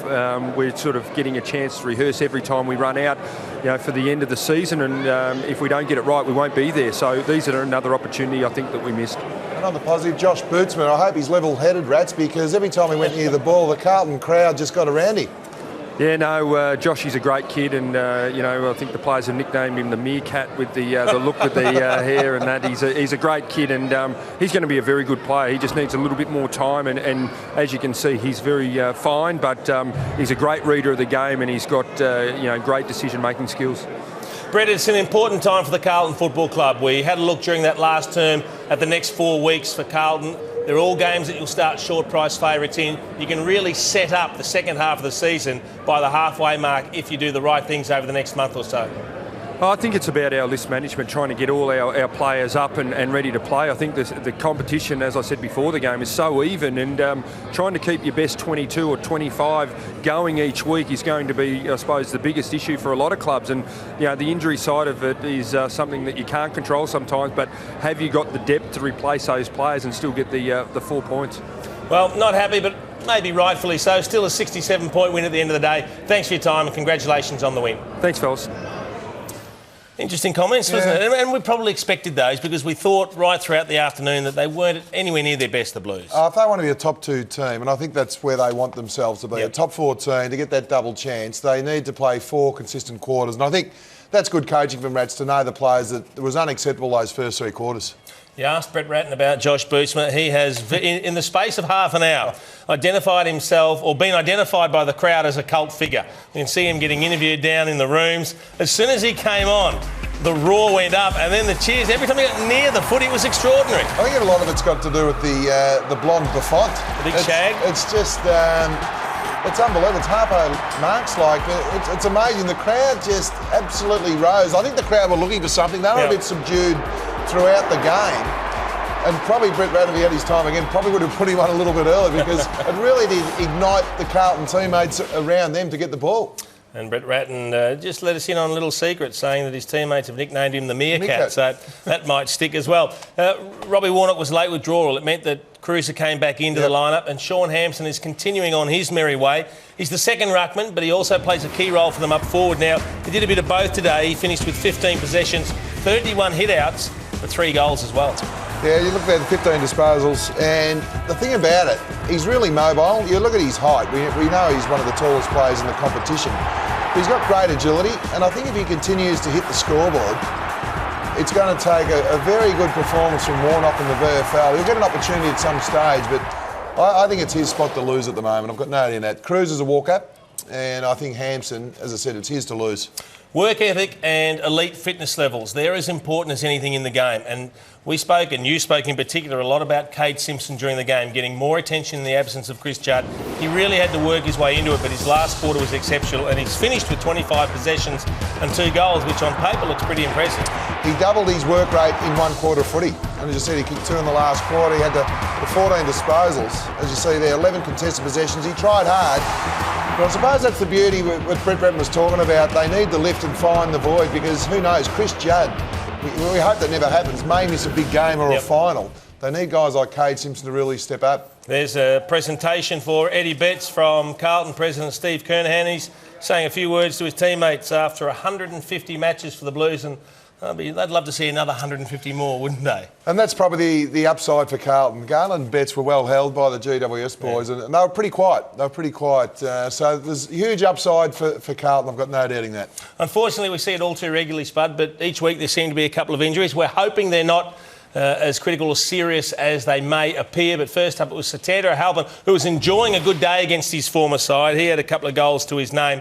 But he went up, he landed awkwardly, his leg was at an angle when it landed, and then Matthew Cruiser landed on that leg, and could be issues with the left knee. There's no doubting that. He planted the foot, and then Cruiser's 104 kilo frame put all the body weight on the knee joint. So it didn't look good. He could barely put weight on that whatsoever when they... Look, it took the trainers. I'm not sure why they didn't get the stretch out. They probably could if they had their time again. It took them about 15 minutes to get him off the ground. A lot of the Carlton boys concerned with his fitness after the game went up to check it out. Also, the other big man for GWS, Dean Brogan now, he got his arm in a really strange position. I think he wanted to give Heat Scotland a little clip on the way through, but unfortunately his opponent, Lockie Henderson, was on the other side of that arm and it got squeezed in the middle. He tried to come back, they taped it up heavily. He did come back and competed, which was a gutsy effort, but subbed out shortly thereafter. A lot of courage to play 15 minutes and then get subbed off. So in the end, a respectable day for the Blues. They got home to the tune of 67 points.